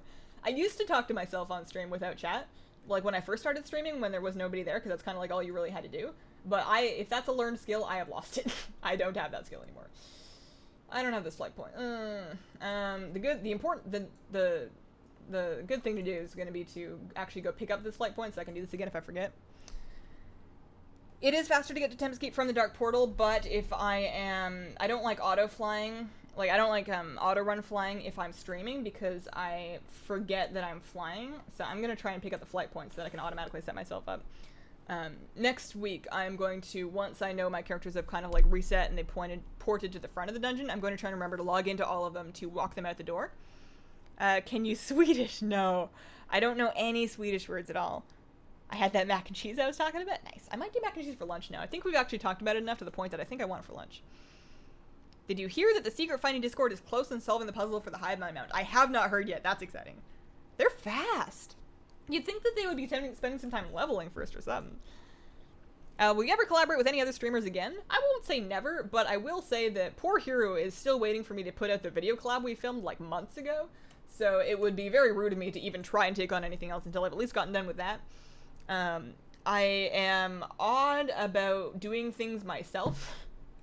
I am like overly concerned about not relying on other people to the point that I actively don't really collaborate that much. And it's probably bad for me. It's probably bad for me socially. It's probably bad for my channel. It's just a bad habit that I have that I try and do everything alone. So I don't have any plans to collaborate with anybody else anytime soon. I'm not going to say never, but not soon. Growing up, my grandma called me Yacky Duck because I talk a lot too. Yacky Duck, wow, that's quite the nickname. Do you think it's funny or interesting that Ashes and Invincible both dropped dudes that Jaina kind of dated way back when before they turned evil? Actually, now that you mentioned it, that never occurred to me. What if eventually they make Calicos a boss and he drops them out? Then it'll really be a thing. Then it'll actually like just go from being a coincidence to a pattern. It's okay to talk to yourself, just don't answer yourself. I like to watch while playing WoW. Currently, I'm watching while waiting for class to start. I think watching while playing WoW is a good level of engagement for a live stream, because it's kind of like when it's not that different from just playing WoW while talking to other people. I like to do that whenever I can. Like, I'll be doing my own thing in WoW. I'm not necessarily doing group content. I'll do world quests or whatever, but I'll be in like a voiceover with friends or guildies and talking about stuff. And I feel like streaming fills a similar kind of social niche. Where you don't need to be fully engaged in what's going on, because honestly, I'm just flying to Tempest Keep right now. It's not that exciting. The things that you stream are specifically not that exciting, and I think anybody that goes to a stream, not just my stream, but like anybody streaming, complains about what, like if it's a social stream and they're like, wow, you're only, leveling characters. This isn't actual hard gameplay. I think they're kind of missing the point. You can't fly through the twisting nether, though. I know it's faster. But the fact that is that if I just like doing it this way. Do you like Mexican food? I like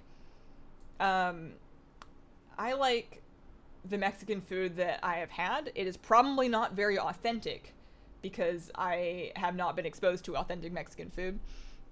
I will say that, like, Chipotle, which I know is very much like, it's a pretty bland westernized version of Mexican food. I think it's fine. I cannot find it in my heart to get excited about Chipotle. Maybe I'm just ordering the wrong thing, but it's fine. It's food. If I'm starving and it's the only thing around, I will eat it and I'll be glad that I ate. But, like, I don't know. It's just...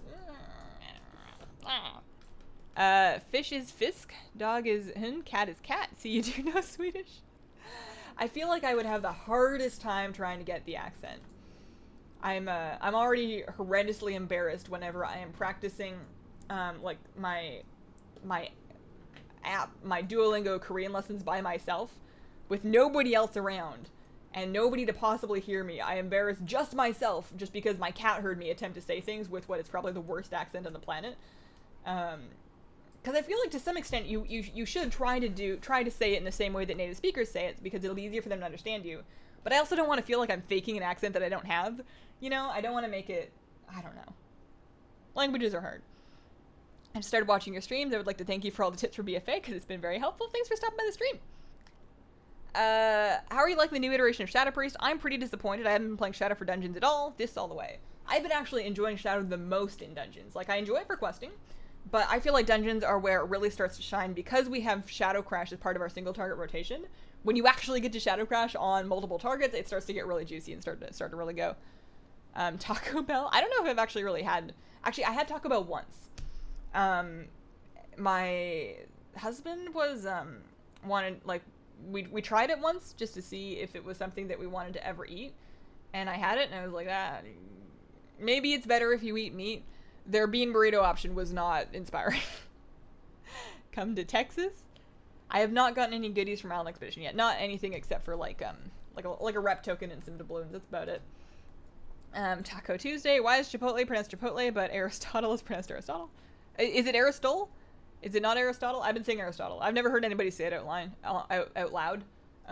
I think I dropped out of university too early to hear anybody say it in person, so I'm probably saying it wrong. Swedish is easily spoken. Oh. Love you, Hazel. I'm interested in learning Japanese. It's going to be hard as an English speaker. I've watched far too much dubbed anime. I think that learning a language, especially a very different one that has a different alphabet, obviously hard, but good for your brain. Like, when you are consistently taking time to struggle with something that's difficult like that, you're not only learning the language, but you're also training your own capacity to learn difficult things.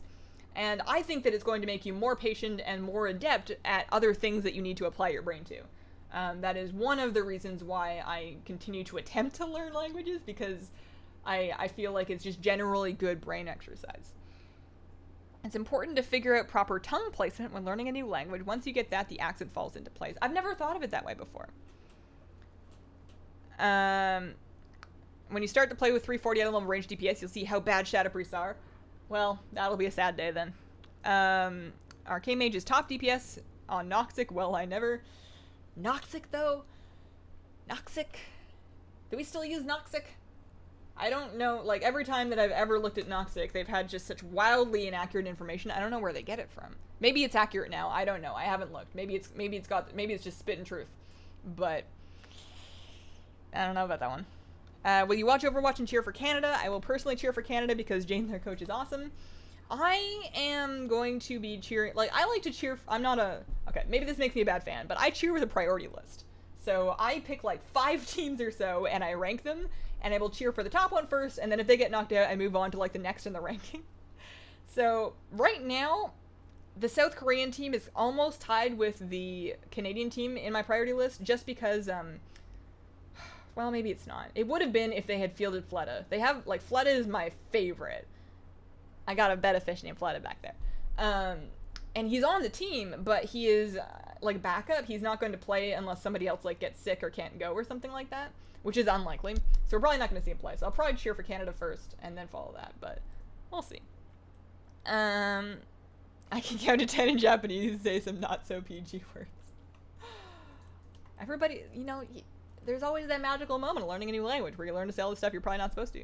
Have you found any language tutoring software you like? I've been using Duolingo because it is fast and easy for me to do on my iPad in like 10 to 15 minutes a day. I don't think it's the best thing ever. I don't think it's necessarily teaching me all of the skills that I need in order to become conversational, but I do think that I'm laying a groundwork that once I finish the Duolingo Korean course, I can then take that and try other software and try other learning methods and have a foundation that I can at least fall back on. I don't think I am learning how to speak Korean on Duolingo, but I do think that I am learning some grammar and vocabulary foundation, and of course how to read Hangul. So that's where I'm starting anyways. Hi, how are you? Hi, Firefighter Boy. I'm doing really well. I am excited about a lot of things. There's just so much going on in BFA. I want to catch up my gear a little bit. I'm looking forward to the raid opening too. Why gnomes? Because they're amazing. I love hearing people try to speak Polish. I call Chipotle Chipotle. Where is Lorthamar in BFA? And no, searching for a spine is not an answer. That's a good question, actually. I haven't done a lot of the Horde stuff. I've done parts of the Horde bit from beta, but I never actually did like the whole Horde questing campaign. But that's a pretty big character to go missing, yeah? Like, that's not just like when we were like, where's Larry and Terrellian? Like, they weren't faction leaders. And they eventually showed up. Part of me thinks that they only showed up because there was such a conspiracy. What? Am I using one dagger? Good lord. There was like such a community wondering where they were, and they're like, wow, people want to know about these characters, we can use those. Maybe that's not how it went. Maybe it was planned all along, but that's the way it felt to me, as like somebody that wasn't super engaged with the story. But yeah, like Lorthamar, that's a big character to just kind of like go missing. He's probably like, if he's missing, he's up to something. Babbel, slightly better than Duolingo. My daughter is learning Korean, especially since she loves K-pop. Rosetta Stone when you're done with Duolingo. I'm planning, there's like some free website resources online that offer like courses and worksheets, and I think that's what I'm going to try next. Like after, like Duolingo is like a software solution, so I want to kind of alternate software and like paper worksheet solutions so that I can kind of cover different parts of like the learning. I do like that the software can play it for me so I can hear how it sounds, but there's just, yeah. Zandalari is basically a Warcraft. What was I gonna share? Completely forgot. Totally lost it. Have you got any plans in store for your fish tanks, Hazel? So I think right now I actually kind of have stuff set up. My 20-gallon line, the community tank that I've been working on forever, is finally, as of last Sunday, together. Like, I've got the plants in there that I want to have in there. Most all of the fish are in there. I have 6 panda corridors. I have 6 white cloud mountain minnows. We lost one at some point, but we have 6 white cloud mountain minnows and 1 honey grommy in there. A couple narrow snails. And it's good. I think it's stocked. I'm monitoring the nitrate levels to see what we get to at the end of a week, because my plan is to do weekly water changes, maybe a midweek one on Wednesdays, but my plan is weekly water changes, so I want to see what the nitrate levels get to after a week with all the plants in there. And if I feel like there is enough swimming room in the tank for it to happen without people getting grumpy, and if I feel like the nitrate levels will allow for it, I might add 1 more Bolivian ram. If I did that, it would mean setting up my quarantine tank again, because I took it down after the quarries, because I knew I wanted to give it a couple weeks to let it settle and see how that tank was going to go. So if I decide to get a ram, then I'll set up the quarantine tank again, get a ram, quarantine him for a couple weeks, and then add him. But I'm not in a big hurry for that. I can always go back and do that later. I'm sad, though, because I didn't realize until after I had moved the corridors to the living room and torn down the quarantine tank how much I liked having the extra fish in my office. It's just me and Flood in here now. And I'm lonely. I miss hanging out with all the other fishies and like checking on them all day. Like I look back there and I see the tank and it's just empty. I'm like, wow, I wish I had more fish in my office. But I'm not letting myself go crazy on fish while I live in an apartment. I'm going to have to move within the next year or two. It does not make sense to get a whole lot of fish that are going to be a real pain in the butt to move. I already have enough that are going to be enough of a pain in the butt to move. So I need to chill. If I get a house where I can have as many and as large fish tanks as I want, and I plan on staying there for the foreseeable future, then I can go crazy and get too many fish. Or at least get more. But for now, I miss having the extra fish in my office. I've been thinking about what I would do with a 10-gallon if I was going to have an office 10. I think my current theory is like a plakat betta with like a set of 6 to 8 small fish, like an ember tetra or a black neon tetra, or maybe a raspora, but those are the feel like 10's not that big. You want it to be a pretty small fish, but you also want it to be not so small that the betta just like eats them, you know? I've heard that it can work. Best thing ever is a dwarf paladin. They got their very own paladin ram mount. I thought Duolingo was pretty good, at least for Japanese. There was a few grammar things that weren't exactly right, but I think it does a decent job. I would agree with that. I don't think it's like a comprehensive solution, but I think it's a very good foundation, and there's a lot of good things that it does in terms of how easy it is to pick it up and do it every day. Like, the most important thing about it, I think, is that I'm doing it every day, and I have been since Christmas. And I can't say that about any other language learning thing that I've ever tried. It's always been like, oh, that would be fun to do, and then you do it for like a week, and then you give up. So the fact that I'm still doing it, I think, is the most important thing. What's my favorite K-pop group? I am absolute trash when it comes to switching my favorite group all the time. Musically, I really like NCT. NCT 2018 is one of the albums that I keep going back to and playing a lot of. I don't like every song off of it, but I like most of them quite a bit. I don't like super follow the members or the social stuff of it, but like that's the sound that I really like. And then for other stuff, for girl groups, Blackpink. I really like the new G-Idol single, actually. Han, that's such a good music video. But I just like watching all the new stuff. Queue times are terrible. I've been waiting in queue since before you started streaming. DPS queue is quite the time. I've had better luck healer queuing when I can like bring myself to heal. But aside from that, I will just I try and get into, like, if I'm gonna do dungeons, I try to get into queue and then just commit to doing world quests and kind of like let go of the dream of actually of having the queue actually pop, and then if it does, it's like a pleasant surprise. Do you farm anything other than Tempest Keep? Why not farm every raid with one character instead of one raid with every character?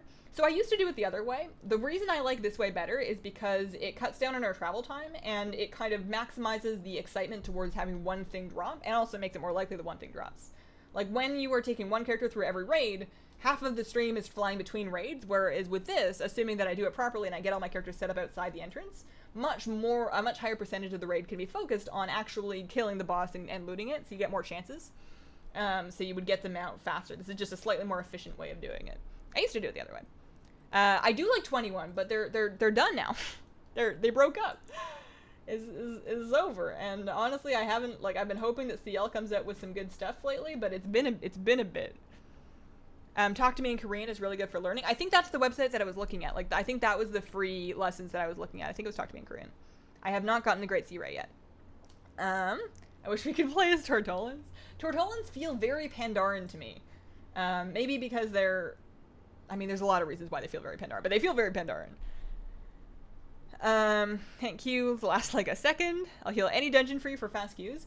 So I was thinking about, for the Friday stream, or if I decide to do any extra streams, I was thinking about doing a dungeon spamming stream where we try to put together viewer groups for either heroics or mythics, depending on how geared you guys are. And to be quite clear, not so much a lovely, friendly thing that I do for the community. Like, that would be a very good thing to do, but I'm thinking of the selfish version of it, where I discriminate by item level and I try and get through mythics that I'm under geared for, which is what's the word? Not predatory. It's not the most virtuous thing I could do, but I would, if it was possible, I would like to use the stream as a way to help try and catch up, because I've been spending so much time doing YouTube stuff instead of gearing up normally. That's my secret evil mean plan to hopefully maybe try and catch up, although I don't know if I'll do it. I might just want to collect pets on Friday. We'll see. Baby Don't Stop is so good. You should check out G-Idol and Luna. I like G-Idol a little bit. Like, Luna, I like the one subgroup, and I forget their name. Like that, you know how they have the different subgroups? Their main songs, the part of the beginning where they're talking to me drives me nuts. Can't stand it. Turn it off immediately. But the songs they did from the subgroup, like the more girl crush style concept, I really liked those. GCD change? I think I'm fine with it. I understand the reasons why they did it, and I think I agree. A little awkward to get used to, but I also didn't really have a whole bunch of stuff that was off my GCD anyways. My cat is named Mr. Top, who is my favorite from Big Bang. Do you know how to knit? That is, I don't know if anybody's ever asked me that before. I do, kind of. I'm a very amateur knitter. I can knit, I know 2 stitches. I know how to do the knit stitch and the purl stitch. So I can make ribbed stuff. I have in the past, I'm very good at knitting rectangles because they're very easy. So I have knit scarves for friends and family members as a teenager. I haven't knit a whole lot recently because I found it was very hard on my hands. I'm already kind of battling with early repetitive stress syndrome from the ridiculous and unhealthy amounts of time I spend using my computer. And knitting was kind of exacerbating that. So I stopped doing it because it wasn't terribly good, and I needed to preserve my hands. But I imagine if my sister ever starts having kids, I would like to knit like some baby blankets or something for her kids. I think that would be nice. CL's album has been done for over a year, but YG won't release it. I hope they won't do Blackpink Dirty as they did with 2NE1. Yeah, I mean, the fact that they put out like 2 minis and then like a year goes by and they're brand new, I don't know if I feel good about what's going on there. I've just kind of learned to let it go and just wait. The drop chance for this mount, I think it's 1%. I'm not 100% sure though. Hi Hazel, hello Hazel, hello. Do they get rid of class hall missions that reward order resources? Class hall missions reward order resources. Were there ever class hall missions that rewarded order resources? You spend order resources to run missions. I'm confused. Hazel, knit 1, purl 2. Yeah. Knit and purl is all there is to it. Everything's just a combination of those two. Oh, well, I'm good. I guess I'm done. If I was to pick up knitting needles and try and do it again, I would probably have to watch some YouTube videos to remind me because it's just been so many years. Do you have a sister that teaches geology? My geology professor looks exactly like you. No. Oh, bet she's cool though. I am 25 years old. I will be 26 on the 8th of September. So not next week, but the end of the week following. This is my birthday over here. It's a Saturday, and I was thinking of doing a birthday stream. You know, I don't really have friends in America. We don't really celebrate much with our birthdays, so I figured maybe I'll have a birthday stream so I can hang out with you guys at least. I hope you get the ray soon. Help me a lot if they don't have the Strider. Do you know what pet comes from the quivering sack? I don't know what pet comes from the quivering sack. Does anybody know? Like, I feel like if anybody knows, it would be in a Wowhead article somewhere, and if it's not there, then I would imagine that people won't know until it hatches. 2% drop? I have not gotten the fishing mount yet, no. Just started my beauty therapy course. Oh, that sounds interesting. You're younger than me? I apparently, and I don't know why, give off the impression that I'm older than I am, and I've done that for a long time. In sales when I was like 18, 19, people frequently thought I was almost 30. I don't know if I look old. Do I look old? I might look old. I don't know. I definitely dress kind of old these days. I like comfortable clothes, and I'm trying to find a way. I'm trying to find a balance. Like, I don't want to just look like somebody that's let myself go, that only wears oversized shirts and sweatpants. I want to look like somebody that wears oversized shirts and sweatpants on purpose to be fashionable. I'm trying to find ways and find clothes that I'm comfortable in, that I like, but that also fit some kind of aesthetic so that it looks like I'm trying, you know? I think the look that I really like is like comfortable oversized clothes, but like with a solid amount of makeup. I like that. I like when somebody looks really facially made up, but is still wearing like a sweatshirt. I always thought that was really cute. Where am I going with this? Oh yes, why I look old. I don't know. It's okay. It's perfectly fine. Nothing wrong. Nothing wrong with getting older. It's going to happen to everybody. It's going to happen to all of us, and we are all just as important and valuable as we were at any different age in our lives.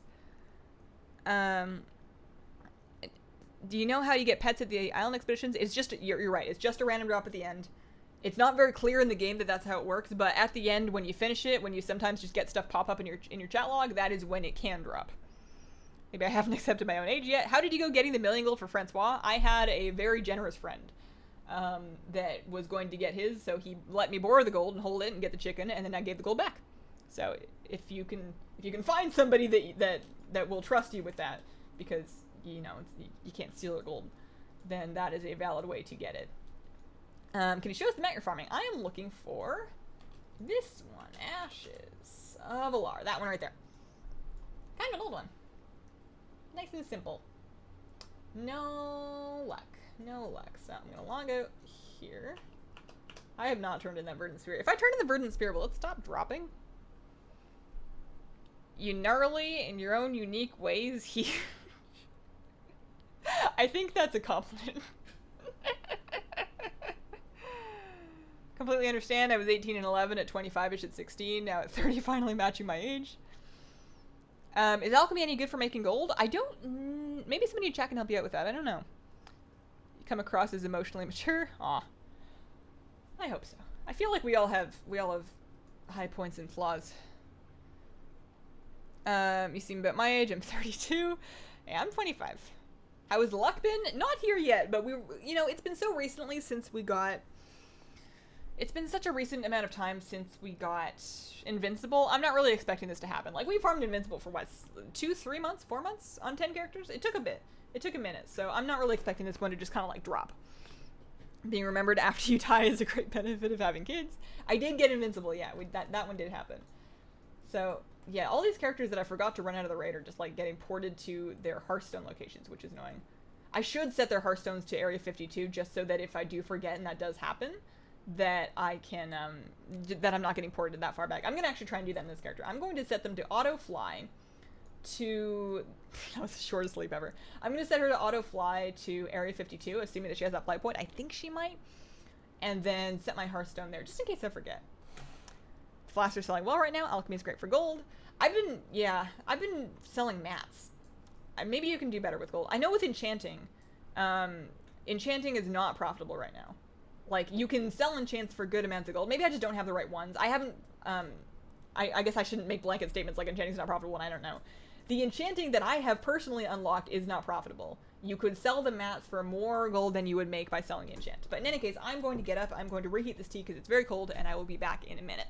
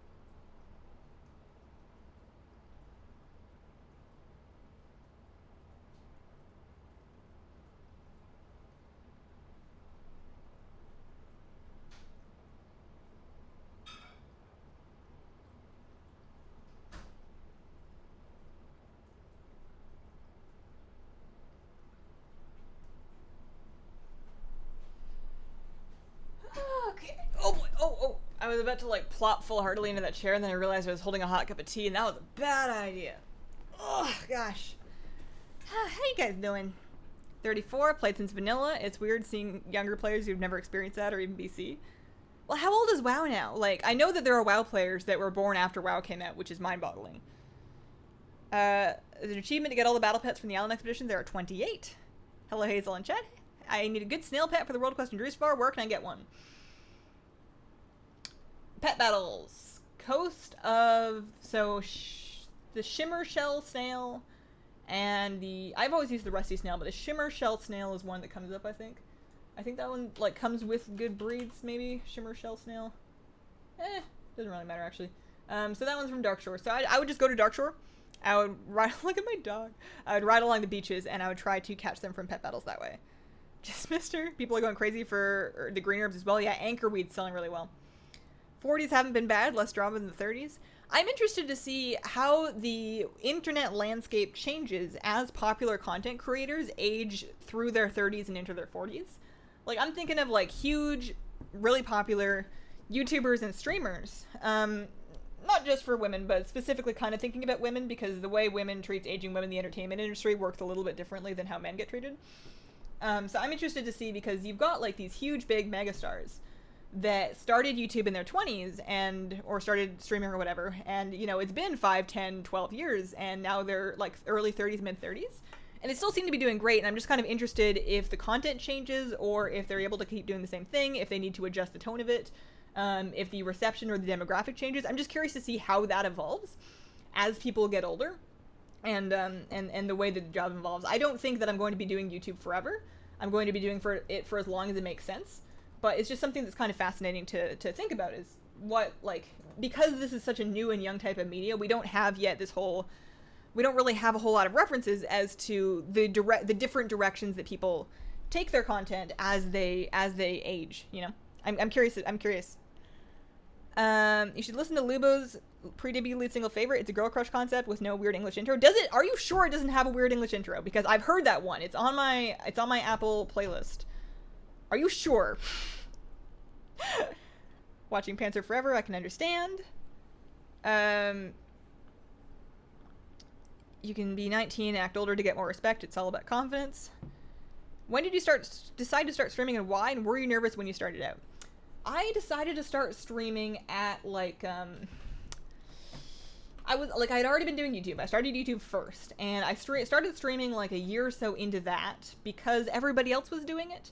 Because, like, as a YouTuber, that just seemed like a natural thing to do that everybody else was kind of doing. I figured it would be a good way to help grow my channel while also kind of, like, learning a new skill set. I was very nervous when I started streaming. In fact, I was very nervous when I started making YouTube videos. I think that's kind of an inevitable part of it, unless you just have, like, an innate confidence that I don't think I had. And I still don't have sometimes. But oh, darn it, I forgot to set my Hearthstone to Area 52. Drat. So yeah, I was very nervous, and my earlier videos, you can go back and watch them. They are quiet, they are squeaky, they do not sound like I'm sure about what I'm saying at all.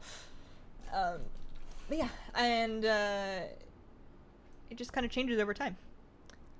I've been playing since release. Saw someone ask what Transmog Preach was using. I just can't even realize how old I am. Hazel, hey Olivia, how are you doing? What I'm level? My main is like 314, 317, somewhere around there. Her weapon is really bad. I am using I'm not wearing a sword. She's using a 268 staff because I have not been able to find anything better, and it's upsetting to me. I've been checking World Quest, and I have in one hand, I have a 315 dagger that I got from World Quest, but I don't have an offhand to wear it with. So I'm just kind of like hoping that something dropped for me in one of my dungeon runs. I really wish I just had a couple of days to just spam dungeons, but I know that even if I was doing that, if I was doing it myself, I would have to heal queue if I actually wanted to get consistent queues. And I don't know if that sounds like a good, like a nice relaxing thing to do on a day off. Are the best battle pets in Legion? I don't know. I haven't, like, I'm familiar with the new battle pets, but I don't know how the rankings are shaken out yet. I'll make an interesting dissertation. I'm saving my boost for the Magheart Orc Hunter. After 30, all you want to talk about is hip replacements. At 30? I want to make YouTube videos. I feel like every comment I get will be about my weight. It's something that I feel like, one, while it's unfair that it happens, it's probably going to happen. And pragmatically, you can kind of try to just be ready for it. There's like, and it's not, like, the thing that helps me not take personal comments personally is that they happen to everybody for something. Like, if it wasn't one thing, it would be another thing. People will always find something to pick on because that's just what people do on the internet. And one really weird thing, one weird trick doctors don't want you to know about, one really weird thing that I do that I don't know if this is a good thing to do, but something that I do that actually makes me feel better about managing toxic comments online is I will go to the channel or the stream of somebody that I really respect, you know. There are creators that I look up to that I would like to be like, and I respect them a lot. I think they work really hard. They have a lot of integrity. I just think they're really cool. They do cool stuff. They're talented, and I love them. I will go to the channels of creators that I respect, and I will look in their comments, and I will see the same trash that happens in every comment section ever. It's just a fact of the internet. And the fact that somebody can go to somebody's channel that is like, that I respect and that I fully know in my heart is like talented and just like a gift to the internet, and say stuff like that makes me feel better about whatever anybody else is going to say about me, because it happens to everybody. It's not personal. They're going to try and make it look personal, but it's not personal. And I think that another thing is that you have to realize is don't read comments unless you know you feel ready to. There are moods that I will get in where I know I should absolutely not touch any public stuff. Like there are days when I'm in a mood where I know if I just look on Twitter and I read the wrong thing, it's just not gonna help me do what I need to do that day. So I just leave it alone until another day when I feel more ready to handle it. Don't feel like it's mandatory. I hope you enjoy the Muddy Butt Pig I sent you. I appreciate that, Test Rat. I did get him. I feel bad now. Says he should. Yeah. It's not like it hurts. I mean, I don't prefer it. It's not like you tricked me. I just wish they would stop that. Like I get, maybe it's appealing. Maybe that's selfish, because just because I don't like it doesn't mean other people don't like it. I'm sure other people do like it, but it's not something I prefer. If you're doing bad or good, people will talk, so thrive off it. Everyone is beautiful. I agree with that. That's a very beautiful and a very true statement, I think. We started Battle Pets only 2 weeks ago. Your tips have been invaluable. Well, thanks for watching them. Use Heroic Leap to move faster? That's a good tip. Woo! Look how fast I am. Well, I'm done now. Yeah, I always forget. I try not that I try not to learn stuff about other classes, but I don't stress too much about trying to get better at anything except from Shadow Priest, because there's only so much brain space in a day. I don't know. It's not personal, it's drag. Hey Mexigoth, how are you doing? My throat is really sore, and I don't know if it's because of streaming, because sometimes my throat will get sore towards the end of a stream just because I talk nonstop. My fault. But I think part of it is the smoke. And I don't know what to do about it. Like, what do you do about that? Like, do I make, like, honey lemon tea? Do I close my windows? Do I breathe through my nose? I don't know. You gotta go all the way to Silithus to hand in Champions Rep. And it's not very obvious, and there are big item levels that you can get in your neck at each, like, once you get to each reputation level with Champions of Azeroth, you can go back to Silithus, talk to them, and get a big item level bump on your Heart of Azeroth neck, and as far as I know, nothing really tells you that. Oh, actually, that's a video that I would like to do, is just, like, X things that nothing tells you. You know, stuff like the Allen Expedition cap. And, you know, maybe some of the things are told in game, but in my opinion, they're not told clearly enough. And there's just so much going on that it's easy to miss stuff. But I need to finish the guides. I can't fall behind on raid guides. I refuse to do my raid guides late. The Cahoon guide will not be out before the raid, but all the other ones will be, and I'm not budging on that, so that means I need to be careful about which videos I agree to do between now and the raid coming out, because I'm going to need all that time. At least this character can still, like, she gets stunned, but at least she can still hit things while silenced. I kind of like that. Speaking of things that I shouldn't commit to yet, I have something that I think is exciting coming on up. That is close enough now for me to start teasing it if I can figure out ways to do, like, cool teasers. But Hazel merch, shirt designs, coming soon. Coming soon. My plan is to do a merch reveal video where I show the designs and talk about them, and talk about how you can get them. And then launch it at the same time, and I'm planning that video. I don't know when I'm gonna make it. I'll have everything I need to start making that, I think, next week. But I'm gonna be doing raid guides. Okay. I'll let you guys know when I have a date for the merch reveal, but it's going to be soon. It's going to be soon. It's gonna be within the next couple weeks. Pet battle video when? After raid guides and probably after TSM guides. One thing at a time. I apologize if I ever start to sound, like, snippy or mean about that.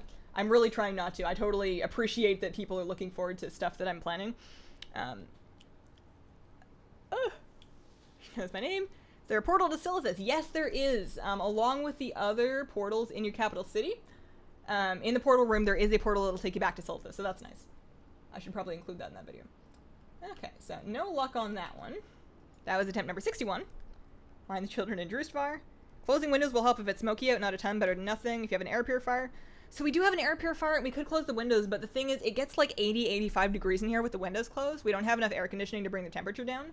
And when it gets hot like that, it's really hard on the fish. I think I would rather have poor air quality for me than cook my fish. Like, I'm gonna be a little scratchy, but I'm not gonna die. And the fish might die. Oh, is that it? Oh, we did them all. Oh, look at that, I'm done. Wow, that really snuck up on me. Water and salt helps get rid of bacteria. Got the update for the voice pack. Did you get around to it? I did, yeah. I put out the update yesterday. Shout out to my mod Ellipse for helping me figure out the steps, because I didn't know where to start, but he helped me figure out what I needed to do, and it got done, and it's out now. Why is Champion of Azeroth rep so important? Because at Honored and like every rep level that you step up with it, you can go talk to Magni and get more item level on your neck. That's my understanding of it. I haven't done it yet. It sounds weird to me that it's every rep level. Maybe it's not everyone, but I do know that you can go back at different rep levels and get upgrades to your neck item level. So that's why it's important. Hazel merch, the hype is real. Do the merch reveal live? Is it going to be international merch though? It's from Teespring, as far as I know. I looked it up, and Teespring does ship internationally. I don't know if they ship to every country. The best thing, if you want to find out, I think that they should have a page on their website about shipping. It's going to be whatever the standard Teespring shipping is offered. It's also not free shipping, unfortunately. There's no way for me to do free shipping through there. But it should ship internationally. That bed is meant for a cat. He doesn't entirely fit. It's true. And I don't want anybody to think that we're, like, forcing our dog to use a bed that's too small for him. Like, he has a full-sized bed that he fits in just nicely. He just doesn't use it. It's right next to it. You can see the border of it right there. So, my neck is still 306, and my Champions of Azeroth rep is still neutral. I haven't actually fixed that yet. My poor weapon, guys. I don't know. I mean, I just need to get luckier about this, or, like, hope that something drops. What's going to happen is I'm going to refuse to do mythics until I get a weapon out of heroics. I'm going to queue for a whole bunch of them. It'll finally happen, and then I'll get a weapon for my first mythic that I ever do. Because, okay, I want to show you guys, actually, before I go, I want to show you guys, this is how I figure out where my gear upgrades are. So, World Quest List is this add-on that's creating this user interface right here, and that can be a lot when you first look at it. But you see, I've zoomed out so that I have all of the Cold Terran zones on my map. And right at the top here, this is sorted by rewards. You click on that to sort it by rewards. You can sort it by other things, you can sort it alphabetically, by faction, whatever. But I've chosen to sort this by rewards. So all of the gear rewards are at the top, so I can mouse over those. Holding down the shift will compare it against what I have. So I can really easily see which world quest offers me gear upgrades. And then when I'm mousing over that, I'm pointing my screen like you can see. As I mouse over that and a little X pops up, that shows me where that world quest is on the map. Same thing for pet battle charms. At the very bottom of this list, if there are any polished pet charms, they'll be at the bottom there. And that lets me quickly see if there's any pet charm things. So now I'm going to go and look at Zandalar. And you can see here that there are 3 pieces of gear at the top, no pet charms, these are all the gold ones, and it just shows you everything sorted by reward. That is what I really like World Quest List for. So if you're not using that and you think that would be useful for you, that add-on is called World Quest List, and it has been saving my life for the last couple of days. Great job today, Hazel. Thanks, Jill. After I've used a contract, is there any indication that I'm working under a contract? Yes, you will see it in your buff bar. So I have a Storm's Wake contract up because I can't apply my Champions of Azeroth one yet. It should be in your buff bar. If it's not in your buff bar, you don't have a contract up. Joker's knocked out. He's a sleepy boy. What's the name of this? Does this show the icons too? It does show the icons too, so when you're actually looking at the zone, it'll show the icons over the world quest with the rewards. You can see it that way too. It has a group finding thing to it. I've had varying levels of success with it. The thing that I really like about it most is the list. It also shows you how much time is remaining on them, like when they're going to expire. So if you wanted to do everything, you could actually sort that by time expiring, so you can see when things are about to go away on you. You can sort it by any one of those things. Don't fall for the Seabreeze trap. There's a staff that looks cool because it has a heroism proc. However, it has 0 stats. Don't fall for it. Oh no. People have been making groups that are titled as numbers. That is also World Quest List. I recommend that if you do use that, you do use it to make a group. Write the name of the quest after you're finished typing in the number so that people that don't have the add-on can find your group and apply to it. You know what I need to do is I need to get the auto-accept add-on. I haven't done that yet, and I need to. Don't right-click the buff like I did. Yeah, you will need to buy a new one if you right-click your buff off. So, the contract is created by Inscriptionists. It causes you to get 10 extra rep with a given faction, whichever faction your contract is with, when you complete any world quest, and you can buy them on the auction house. Cheap green offhand from the auction house. Let's go take a look at see how much that would be. Let me go back to Stormwind. I have a mission turn. Oh, actually, I have something else I wanted your guys' opinion on. I've been trying to find a functioning mission board add-on. I tried Master Plan, and I tried Garrison Mission Manager, and they've both been updated, but won't work with the boat. And I got this new one called Champion Commander because that's the only one I could find that worked. And this interface, it's giving me more information. I want less information. And the fact that you have to close out of this here was not super intuitive to me. Like it shows me, it's got like, I don't know. I'm picky about stuff, I guess. Like I don't like the font here. I don't like the font of the numbers. I don't like that. I don't think it's really never kill troops, don't use. Like it's got all of these options. But the thing that Mission Manager used to really do that I liked was if I was queuing up missions top to bottom, it would kind of take into account which followers I needed for other missions. It wouldn't send all of my best dudes in one mission if it didn't need to. I'm not convinced this one's doing that, but I don't know because there's so many different options here. You've got quick start first mission, unlock all, whatever that does. Like it does kind of automatically queue things up, but I prefer Garrison Mission Manager and it just doesn't really work. So I've been kind of using champions. It's better than nothing, I think, but I don't know. What have you guys been using? Contracts do not stack, no. Order Hall Commander. Same guy that makes Champion Commander, best one, trust. It's what I'm using also, I have the same complaint. I got a new kitten, Penelope, aka Penny. She will not stop attacking my headphone cord or hand while spamming binds. Yeah, she might grow out of that. She might not. My kitty used to do that when she was a kitten. I hope you enjoy your kitten. I know they're crazy, but they're so cute. Oh yeah, so green offhand. I'm gonna send that out because I need Champions of Azeroth rep. But now like it sent like all of my dudes when maybe it could have gotten away with less dudes. I don't know. Maybe I'm doing it wrong. I don't want to trash the add-on because it's probably my fault, but I don't get instinctive good feelings about it. It's from the same developer. Gotta get ready for work. Have a great rest of the stream. A great day, Hazel.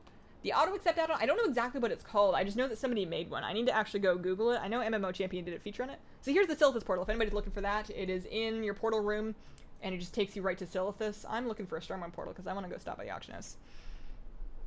I'm getting a kitty soon. Any tips? Oh, yes. Okay.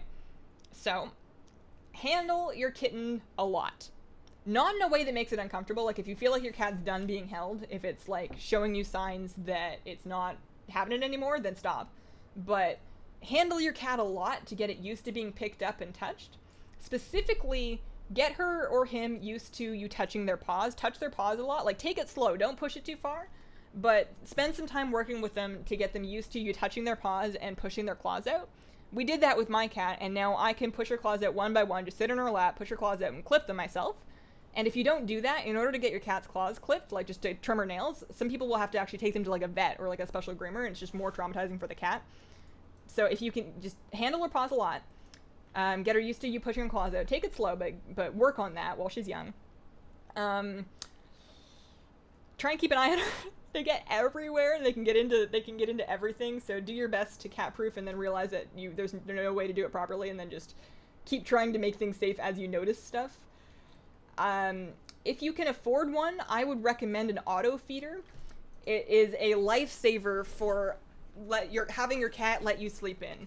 Not every cat does this, but many cats will wake their owners up in the morning in order to get fed. My cat used to do that, and she would just do it earlier and earlier and earlier because she just wanted us up, and she was very persistent because she knew as soon as we fed her, we could go back to sleep. So she ended up like getting us up really early. And the only way that we found to stop that was we got her an auto feeder, and then she never bothered us again. Like in the morning, she just left us sleep in. So I would say find a good auto feeder. Get it set up if you can, and that will help your cat be on like a really regular time, as well as just leaving you alone as far as food. What else? Anybody else got any good kitten tips? Okay, so I want to see if there's any good offhands, because I don't want to spend too much gold on it. So weapons, miscellaneous, other? Is that it? No. One-handed? No. Armor, miscellaneous, held and offhand. Why is it an armor? That's fine. Whatever. Okay, so I need it to be a 120. I'm not spending 250,000 gold. I'm not spending 37,000 gold. I will spend 1,000 gold. Maybe 3,000 gold. Okay, so I could get a 266 one. Yeah, I mean, I guess that's probably worth it, actually. I guess that's probably worth it because I have the 315 spell knife. So if I take... Do we have a crit haste one? Crit haste are my stats. We have haste mastery. Crit haste. Crit verse. Crit haste. Crit mastery. Crit haste! Give me crit haste. Okay, of the fire flash. So that's the one, 266, crit haste. So if I buy that, and that's kind of cool, actually. Like, it's terrible, but my staff is already terrible. You're absolutely right. This is the right thing to do. So I have my 315 spell life. Let's see what this does to my item level. So I'm actually 316 without this. So we put it on, and then we put on the offhand, and that brings me up to 319. So that's actually okay. I'm all right with that. I can live with that. And it kind of matches my transmog, so I'm all good. Thundershirt my cat to clip her nails. I'll be gone a lot, so I'll need an auto feeder. Miracle workers. I like if anybody, and your cat doesn't have to be a kitten to get used to this. If anybody has a cat that wakes them up in the morning to be fed, strongly consider it. We got a cheap one at first. We got like a $20 or $30 one on Amazon, and she learned how to stick her paws up in it and make it spit out more food, so we weren't able to use that one. But we got like this $100, like either $100 or $120. I know that's a lot of money for a cat feeder, but so well spent. So well spent. Depends on how you raise them. Play with them a lot. Find out what toys. Get a couple in case they get lost. Oh, that's the other thing about toys. Find a couple toys and find ways to play with your cat that are with toys and not with your hands. Like, it's really cute to let them like wrestle and like chew in your fingers, but it's you're kind of training your cat to bite you. It's not recommended. It's not necessarily advisable. All cats are jerks. My cat disagrees. My cat is a sweetheart. One of my two cats has woken me up at 2 a.m. for no reason. See, now I need to figure out how to get an auto dog walker. Because my dog will wake me up whenever he feels like it. So, because he wants me to take him out and walk him in the morning. Like, it's not even like a bathroom thing. It's like he wants to go for a morning walk, because we go every morning. So he will, if he decides it's like 5:36 and he wants me to get up, he like jumps up on my side of the bed and like slaps his paws down by my face to get me up, which is remarkable because normally he avoids me like the plague because he just doesn't like people. But yeah, I switched my cat to a wet food diet, so I get to deal with him waking me up every morning. Alright, I am finished for today. It's about 11:15. I am today going to be finishing up the Underrot Dungeon Guide and putting that out. And then what else did I say to do? Oh no, I want to make a pie. That's not for you guys, that's for me. I want to make an apple pie for me. Thank you guys so much for spending time with me and chatting with me today. It means a lot. I'm going to be streaming again Friday. I may or may not be taking advantage of the more geared of you to help me gear up. Is that awful? Oh man, streaming on Friday, and I hope you guys have a wonderful, wonderful day.